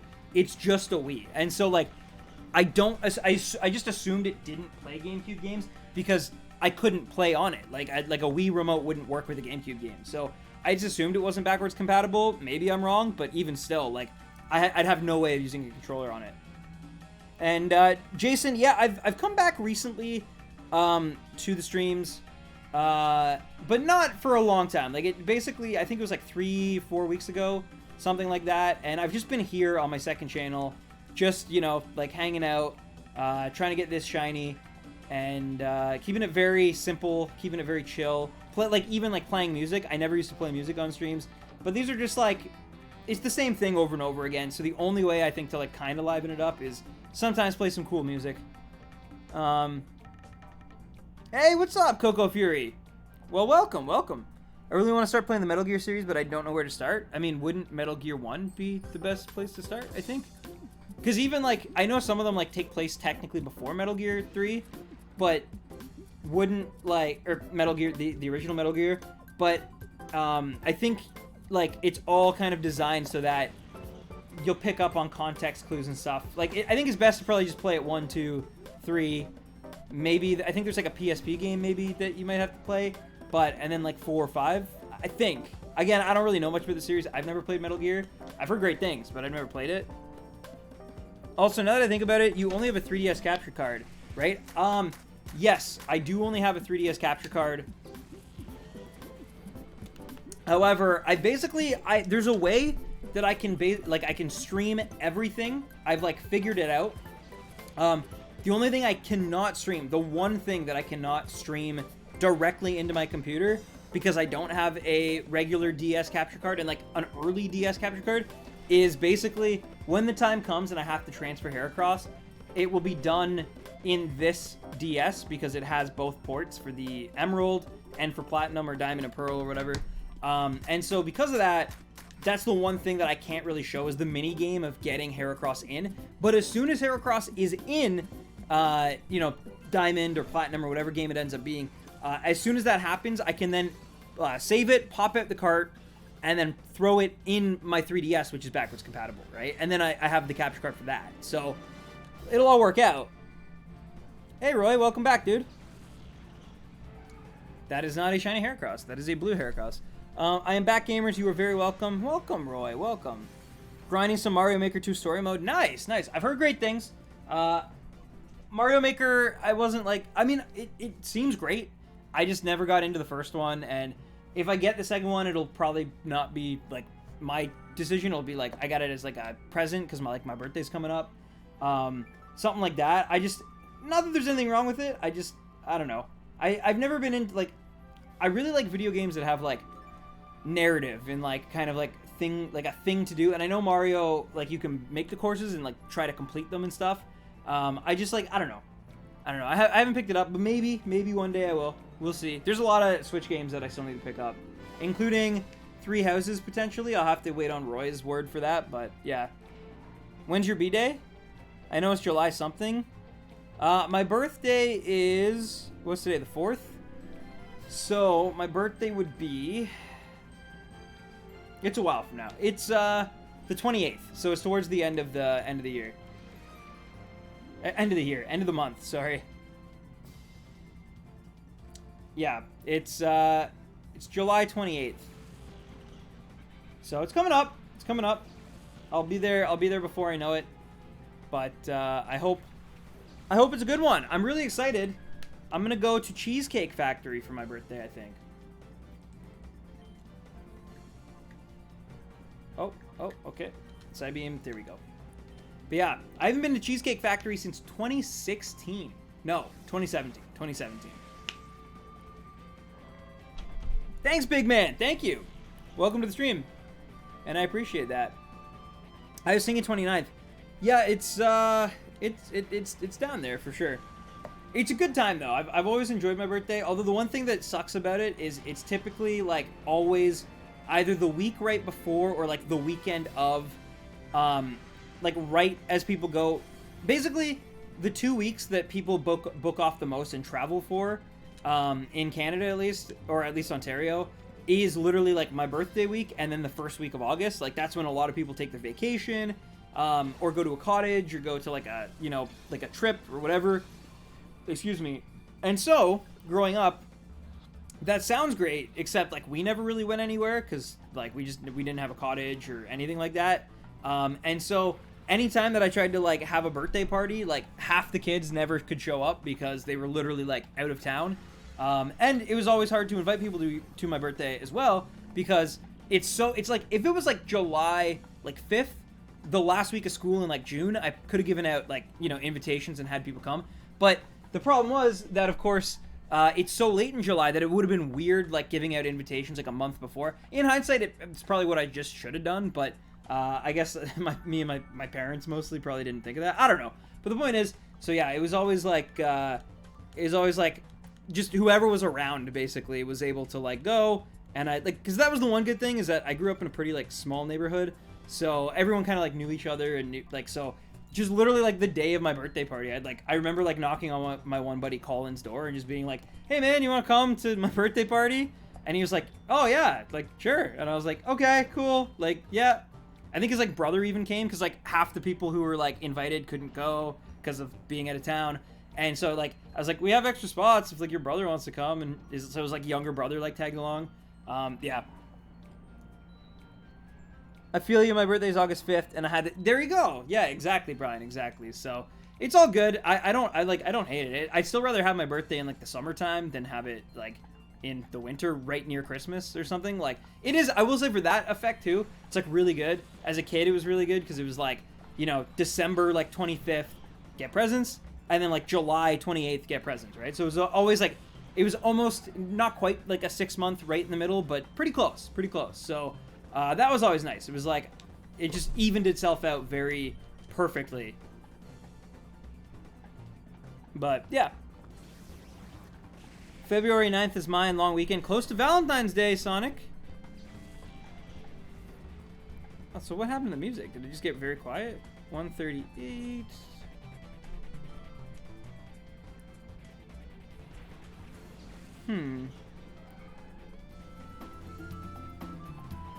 Oh, there we go. We back. 890 as well, guys. We got 11 more. Thank you for sticking with me tonight. I definitely find that Thursdays are like the slowest night, and it makes sense, right? Because like, well, especially tonight because of being America Day, but also just like Thursdays, they're very close to the weekend. Some people even have Fridays off if, you know, they're not like full time or anything. And sometimes, like I was just saying, some people take off Friday to make like a longer weekend and whatnot. But yeah, I do appreciate anybody who is still hanging around and watching the stream and watching us attempt to get this purple boy or girl.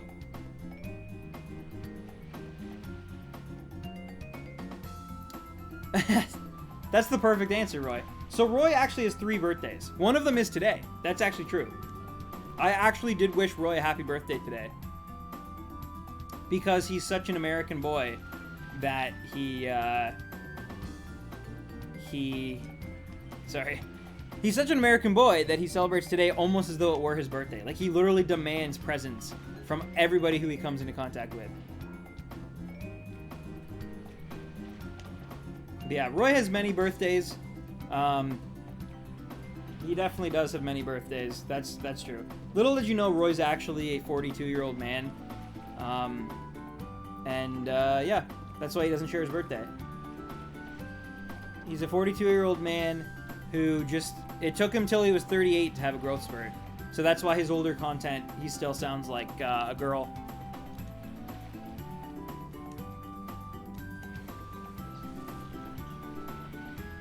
I don't know if I've ever heard this song. I think it's from like the tennis games I read. Yeah. What's the most patriotic song, Roy? Like, what's the song that you listen to on America Day? I keep calling it America Day. Independence Day. And like jam out. You're like, you gotta listen to it. Because it's like everything that's good about America. Is it like Bruce Springsteen or...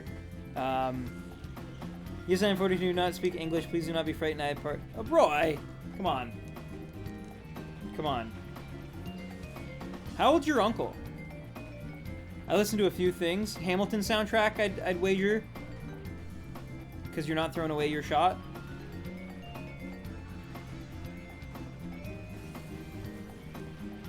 Do you listen to The Star-Spangled Man from Captain America: The First Avenger? I really need a girlfriend? Well, I mean, I don't know if you, like, if you really want one. But you certainly, like, don't need one. You're still quite young. You got lots and lots of time, Sonic. Trust. Got lots of time. And you'll figure all that out. Don't worry. But, you know, just enjoy your summer and make the most that you can. And make yourself the happiest that you can make yourself, you know? You're going into high school. You're going to have a good time. You're going to meet lots of new people. So enjoy the summer while you can. How do you collect girlfriend? Oh, I don't know. That one might take longer than soft resetting in Colosseum. You gotta soft reset a lot, and each reset is like a good 10 days. I'm lonely. Well, you can always, I find the best thing to do when you're lonely is to just watch all of One Piece. You know, I bet you if you started watching One Piece right today, you will have a girlfriend by the time that you get caught up. Like, at some point between now and episode like 916, you will probably find that person you're looking for. So that's what I do. I replace love and relationships and human interaction with One Piece, and it works. Girlfriend, is that a new Pokemon? Yes, it evolves into Girl Fiend, actually. That's its evolution. I think girlfriend is a rare item.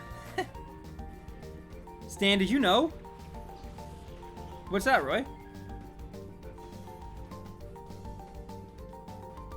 Well, we as humans, so that's our fault, is that we as humans, we do need things, Roy. We do need social interaction and obviously water and food and exercise and things of this nature, stimulation. But at the same time, you're absolutely right that the world doesn't necessarily, or like the universe doesn't necessarily care about those things. And so we're at constant odds with that. That General Hospital has 14,500 plus episodes, not even a joke. Really? So is that like the longest running? Because it's a soap opera, right? So it airs every day for just like ever. That's actually crazy. 14,000? Man, why couldn't like every day that they put out an episode, why couldn't they have just reset for Heracross, you know? We'd probably have like 6 shinies by now. Okay, maybe not 6. 14,000 is still not that much greater. But we should have 1 by then.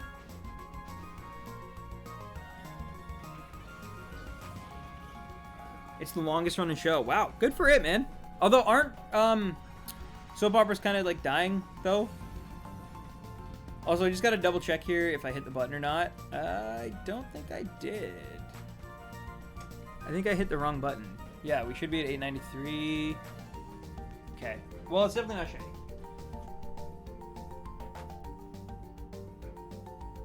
Who is the best girl in the Pokemon franchise? Best girl? Ooh, I don't know. I don't know. That's a good question. I mean, Cynthia, maybe? Cynthia is, like, easily the best champion. Like, sorry, I will fight you if you say Steven or Lance or Blue. Like, it's Cynthia. Cynthia is the hardest and, like, just most iconic champion with the best theme in the entire series. I'll fight you if you disagree with that. She's the best. So, that in that sense, I might have to go with Cynthia. Might have to do it, you know?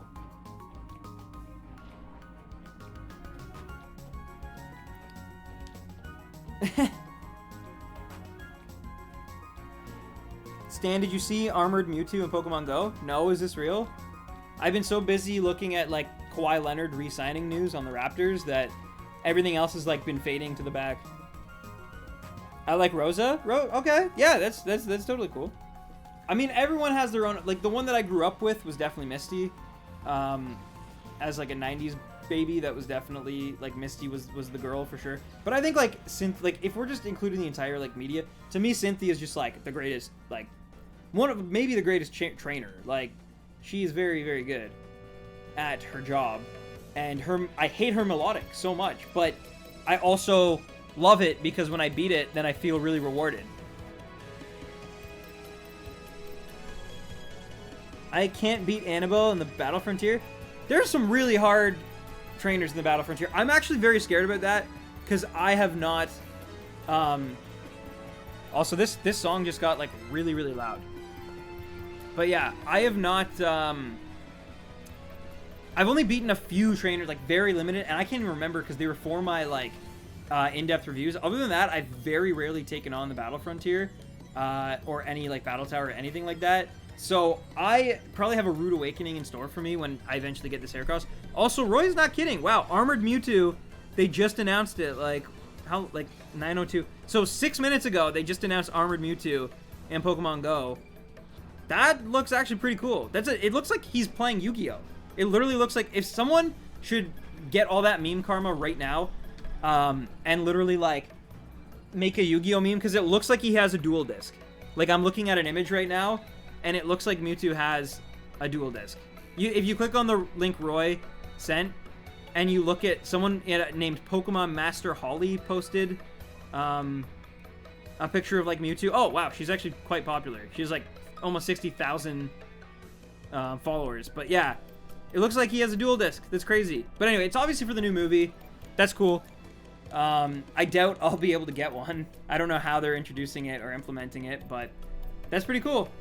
Not bad, Pokemon Go. Not bad. Oh, there's a trailer, too. Jeez. You can encounter this psychic-type Pokemon in 5-star raids. July 10th at 1 p.m. to July 31st at 1 p.m. Okay. That's pretty cool. That's pretty cool. The trailer's very, very short. And it literally borrows, it looks like, a lot of stuff from the movie. It's a cool look, though. It's a cool look. Very strong. Jeez. Man, Pokemon Go literally just has its, like, hands in everything now, doesn't it? Hopefully you will get a good nature and IVs on your Heracross for Battle Tower. I hope so, too. I really hope so, too. Thank you, Sand. Yeah. I'm hoping. I mean, that's the craziest thing is you don't even know because, like, all the shadow stuff. So, like, I have to purify it before I even really understand, I guess. But, yeah, we'll see. I mean, I picked Heracross because I thought that it could be decent in the Battle Tower. Mind you, it also does have a lot of weaknesses, especially flying, right? And there's a lot of bird Pokemon out there, so we'll see. But yeah, I just, of all the like strong ones without me having to like literally do the Tyranitar hunt or like something that was gonna take like forever.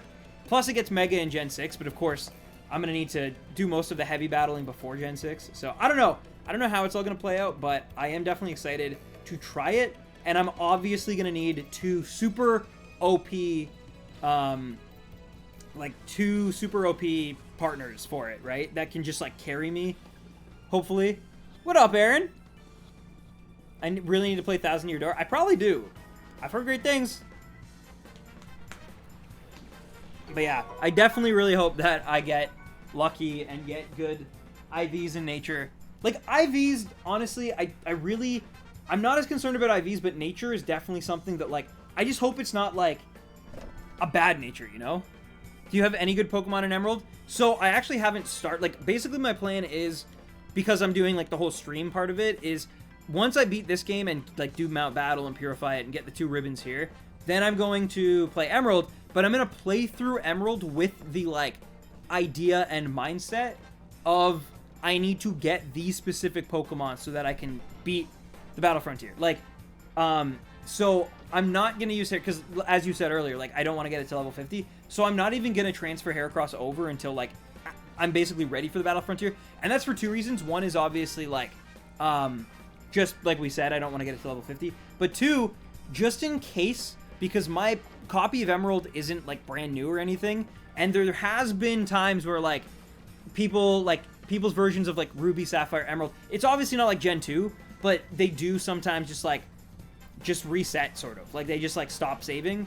And so just to avoid any possibility of even that, I'm going to wait until I'm basically ready for the Battle Frontier and then transfer Heracross. Because the last thing that I would ever want to do is literally, like, transfer Heracross, put it in my PC, and then, like, we get halfway through and I had, like, a faulty Emerald cartridge that I haven't used in years and it just, like, something's wrong with it.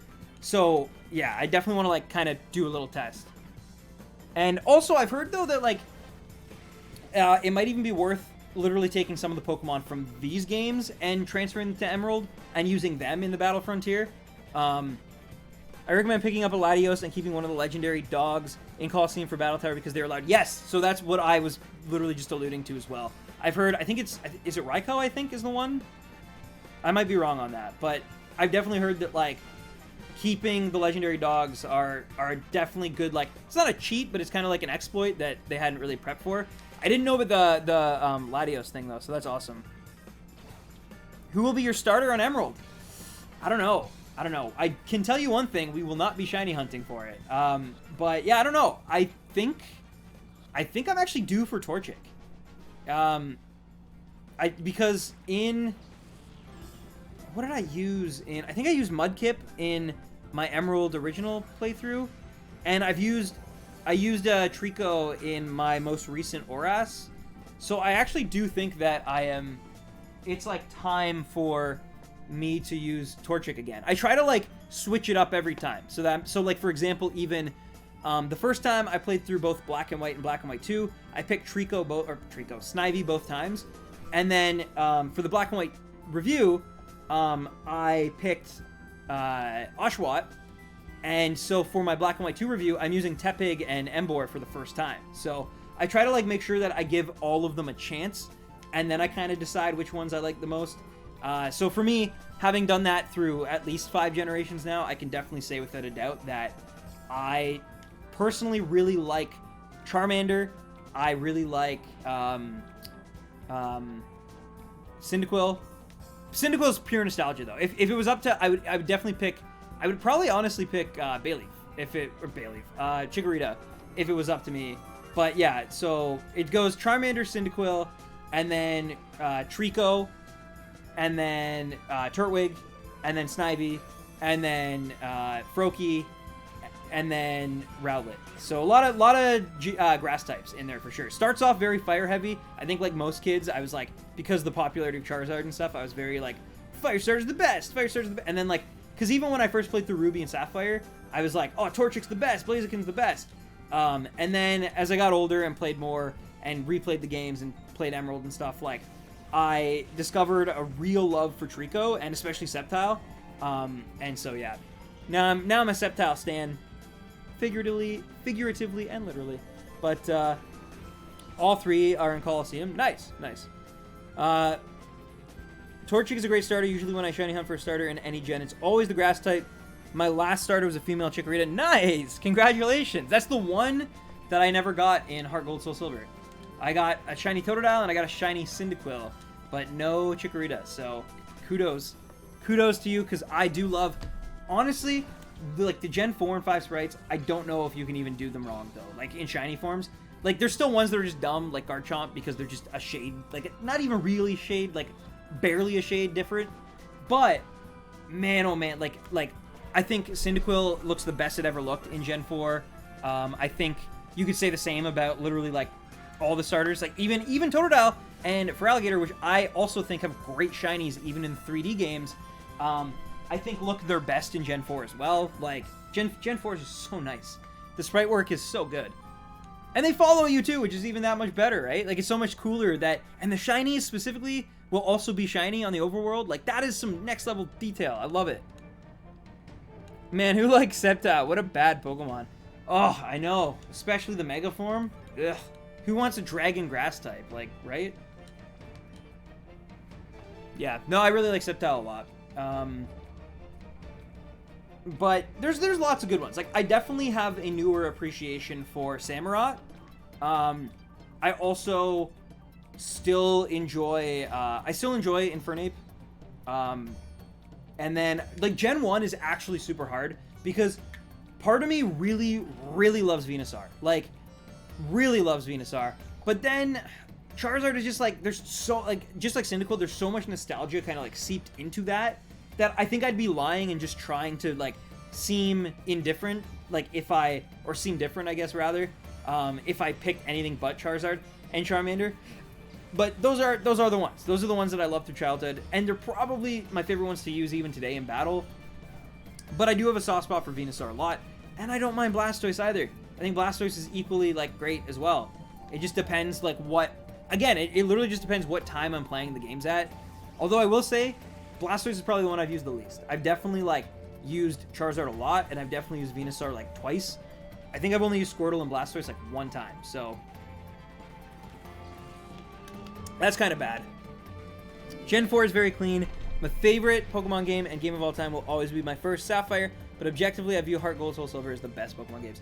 I think as well, just everything, like, kind of married itself into one beautiful product for Heart Gold and Soul Silver. So I would agree with that, too. I think that they're probably the best the series ever got in both, just like all the things. Like, all the things, like the music, the, like, art, the engine, the battling, the layouts, the, like, just all of it, the regions, it really came together in a big way. And I think Platinum and Heart Gold, Soul Silver together are, like, the perfect complement. Because I do think that Johto as a region does have its problems. It's still probably, like, my favorite, but it definitely still has its problems. And especially in, like, what Pokemon you can catch and stuff. So, like, but I feel like as complements, like, Platinum and then, like, Heart Gold together are just, oh, they're so good. So good. I got all 3 from Heart Gold and Soul Silver. When I restarted my games, I got another shiny Toto. Hey, nice, Aaron, nice. But yeah, no, I love Gen 4. I also love Gen 5, but Gen 5 is, like, it's so good in some aspects, but it definitely, it just, to me, like, I always say this, like, Gen 4 to me has the best Pokemon games. Gen 5 has the best RPG games. That's how I feel about them. Like, Gen 5 is the best Pokemon ever was as, like, a serious RPG. But Gen 4, Heart Gold and Soul Silver specifically, are, like, the most just, like, fun. Like, the most, like, Pokemon unabashedly love letters to the series that I can think of. Pokemon Black 2 and White 2 are my favorite games, so I can't wait to see your review on them. I am putting a lot of time and effort. I really want to treat them right because I know how important they are to a lot of people. And they're not really just, like... They're not just, like, rehashes, obviously, of Black and White, right? Like, they have their own identity that ties into Black and White, both, like, canonically and just thematically, but they're also their own beast that kind of take the things that were in Black and White, the elements, and just expand on them in new and exciting ways. And they put in a lot of effort into those games that often goes unappreciated as people kind of like lump them together. But they really are two different games, and I appreciate that. And I appreciate Game Freak like had the faith to do that, even if it didn't really pan out ultimately to what they wanted it to be, right? And the good news is we always will have those games for forever now, which is awesome because, as I just said, I think they're the best as an RPG Pokemon ever got. And it's nice that, you know, we even if the new series isn't exactly going the path that we once thought it might go, we can always go back to those games and really enjoy a living, breathing world that every detail felt connected and felt important. But anyway. Ooh. Yeah, what are you guys hunting in chat right now? If anyone is also hunting. Shiny Mudkip earlier today, only 23 away from... Nice. Very nice. Alright, ladies and gentlemen, I think we're actually going to go to 902. Because, not because of the 90210 pun, but because, I've been doing 2s a lot lately. I used to always do 1s, but lately I've been doing 2s. I know on Monday we ended on a 4, but that was mostly just to, like, slightly limit having to get to the full 50 tonight, because it takes a while to get to 50. I mean, we're just approaching the 2-hour mark now. It's getting close to 9:30 on my coast.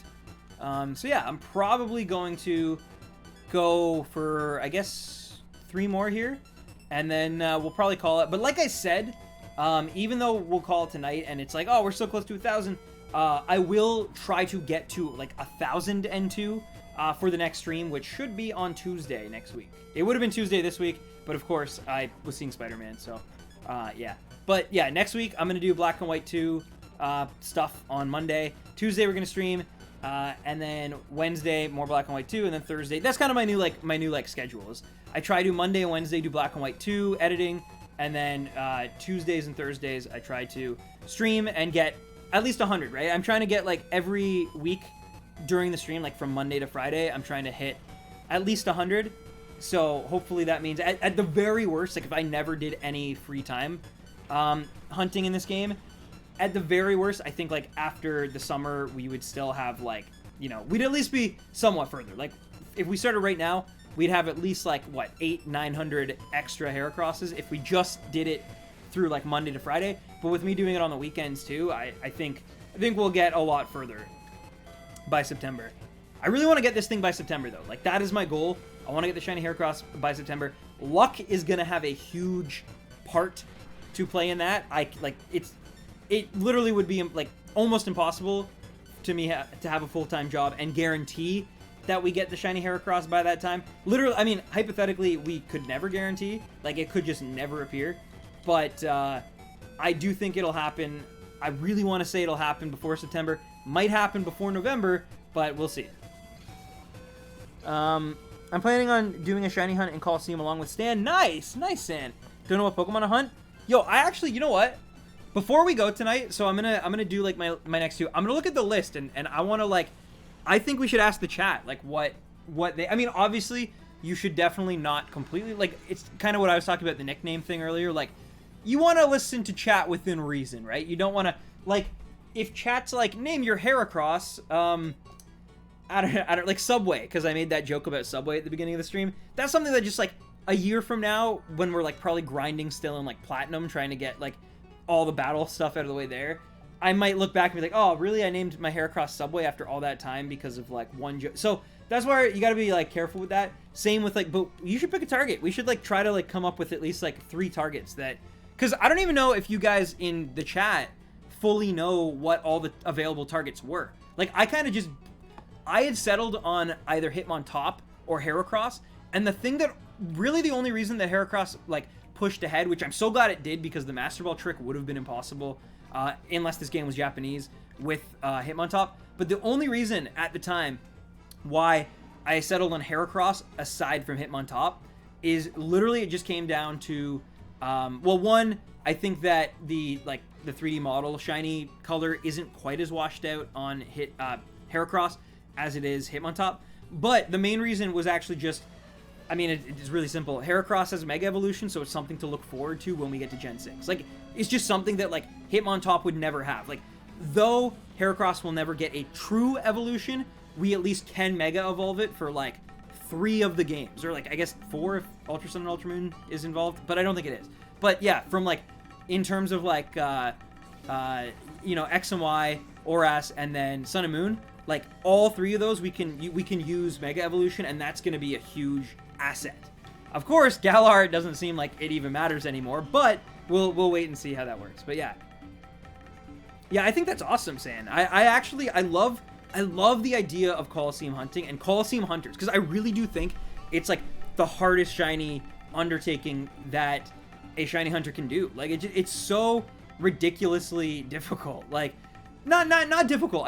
Difficult is not the word, but tedious. And it takes a lot of, like, pushing through. Obviously, like, I just hit a 900. Like, I just hit 900, and I'm still nowhere probably even close. But it's just, like, the tenacity to be like, all right, I took, like, 7 months off. Let's get right back into it, and let's try to get this baby. Like, that's the thing, right? And I love watching, like, Totem Rotom or Chris or, like, any of these, like, other Colo hunters, like, get their shiny. It's so good. Underdog is another one. Like, it's the most, I love watching it. I love watching their YouTube videos and seeing, like, just, because you know how long it took. Like, you know how ridiculous it was. I was thinking of Metagross, but I have so many shiny ones from the event. True, but Metagross would be, like, among the absolute best targets. So, would you absolutely want to do it in Colosseum, or would you consider XD as well? Nice, Aaron. Yeah, no spoilers, no spoilers. But, yeah.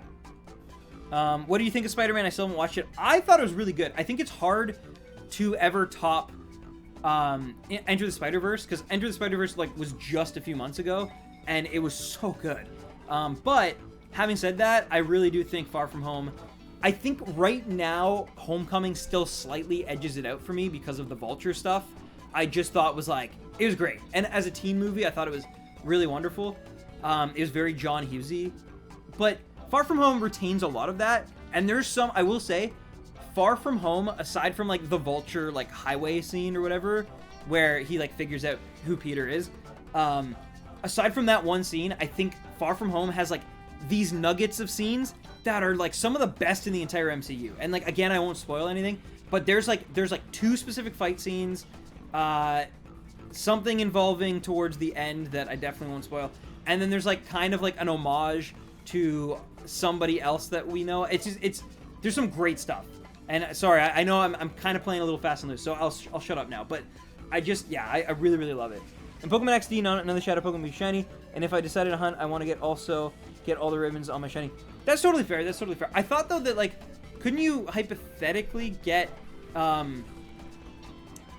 like, for example, like a Trapinch, and then get, like, evolve it into a Flygon. Oh, because you wouldn't get the purification though. Right. That is a great point. You wouldn't get... Right. Okay, never mind. Forget I said that. Wow, I didn't even think of that. I could have ended up getting XD and being such a bonehead to not even realize that. Wow. My apologies. But yeah. Alright. Ladies and gentlemen, here it is. Number 902. Beverly Hills. Let's go. Let's see. And... it is not a shiny, which, again, to be expected. We're still not even in the 1,000, but hopefully this is the last stream that I can finish it by saying that. I do want to look quickly, though, at the potential Shadow Pokemon that we were just talking about for San here. I want to see the list of Shadow Pokemon. Okay, so the available targets are, and this is for anybody else in the chat who hasn't really been made aware, and that's my fault, of what certain targets could have been. So any one of these could have been the targets that we would have hunted and possibly could have gone on this ribbon quest with. Wow, there's so many more that show up in XD, but we're gonna stick to Colosseum here. So we have Makuhita, Bayleaf, Kolava, Croconaw, so of course the Johto starters.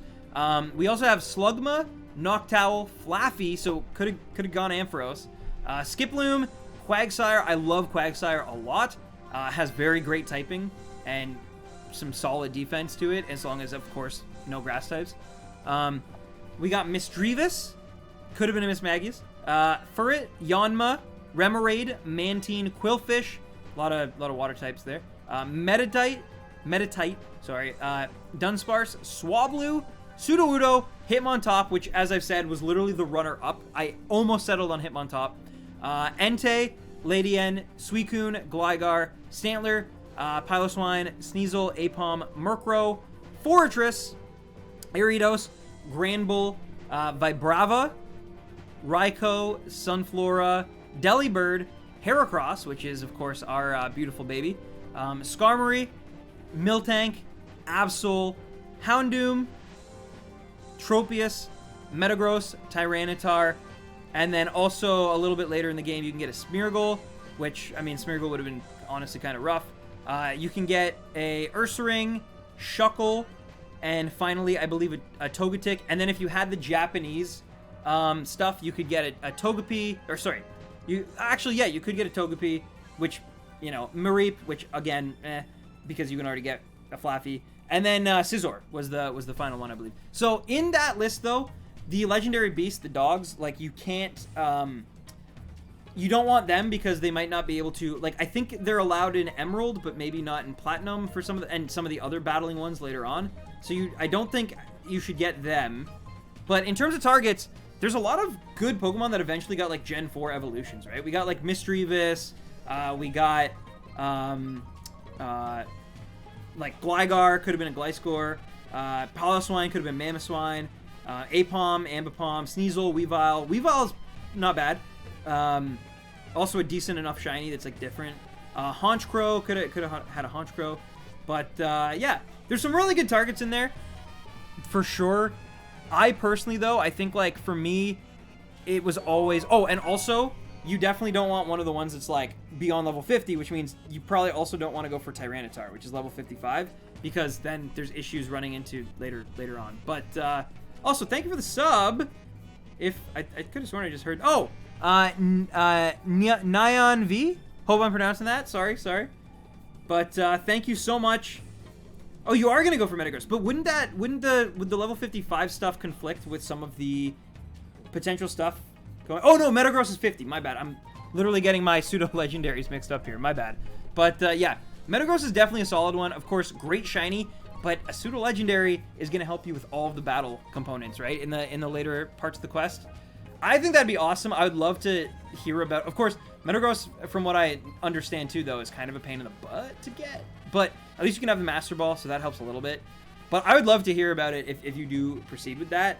Because I think it's great. I think it's a really amazing typing. And, yeah, I think it's one I probably would have gone for if I had the courage to deal with those reset times. But it sounds like you definitely do have that courage, and I'd love to hear about it. Anyway, apologies for going on, though. I think that's awesome. Thanks for joining the Discord, Stan. And take care of yourselves, guys. Thank you for joining me on the 4th of July, even though I'm Canadian. To all my American friends and viewers out there, thank you so much for watching. Thanks for keeping by.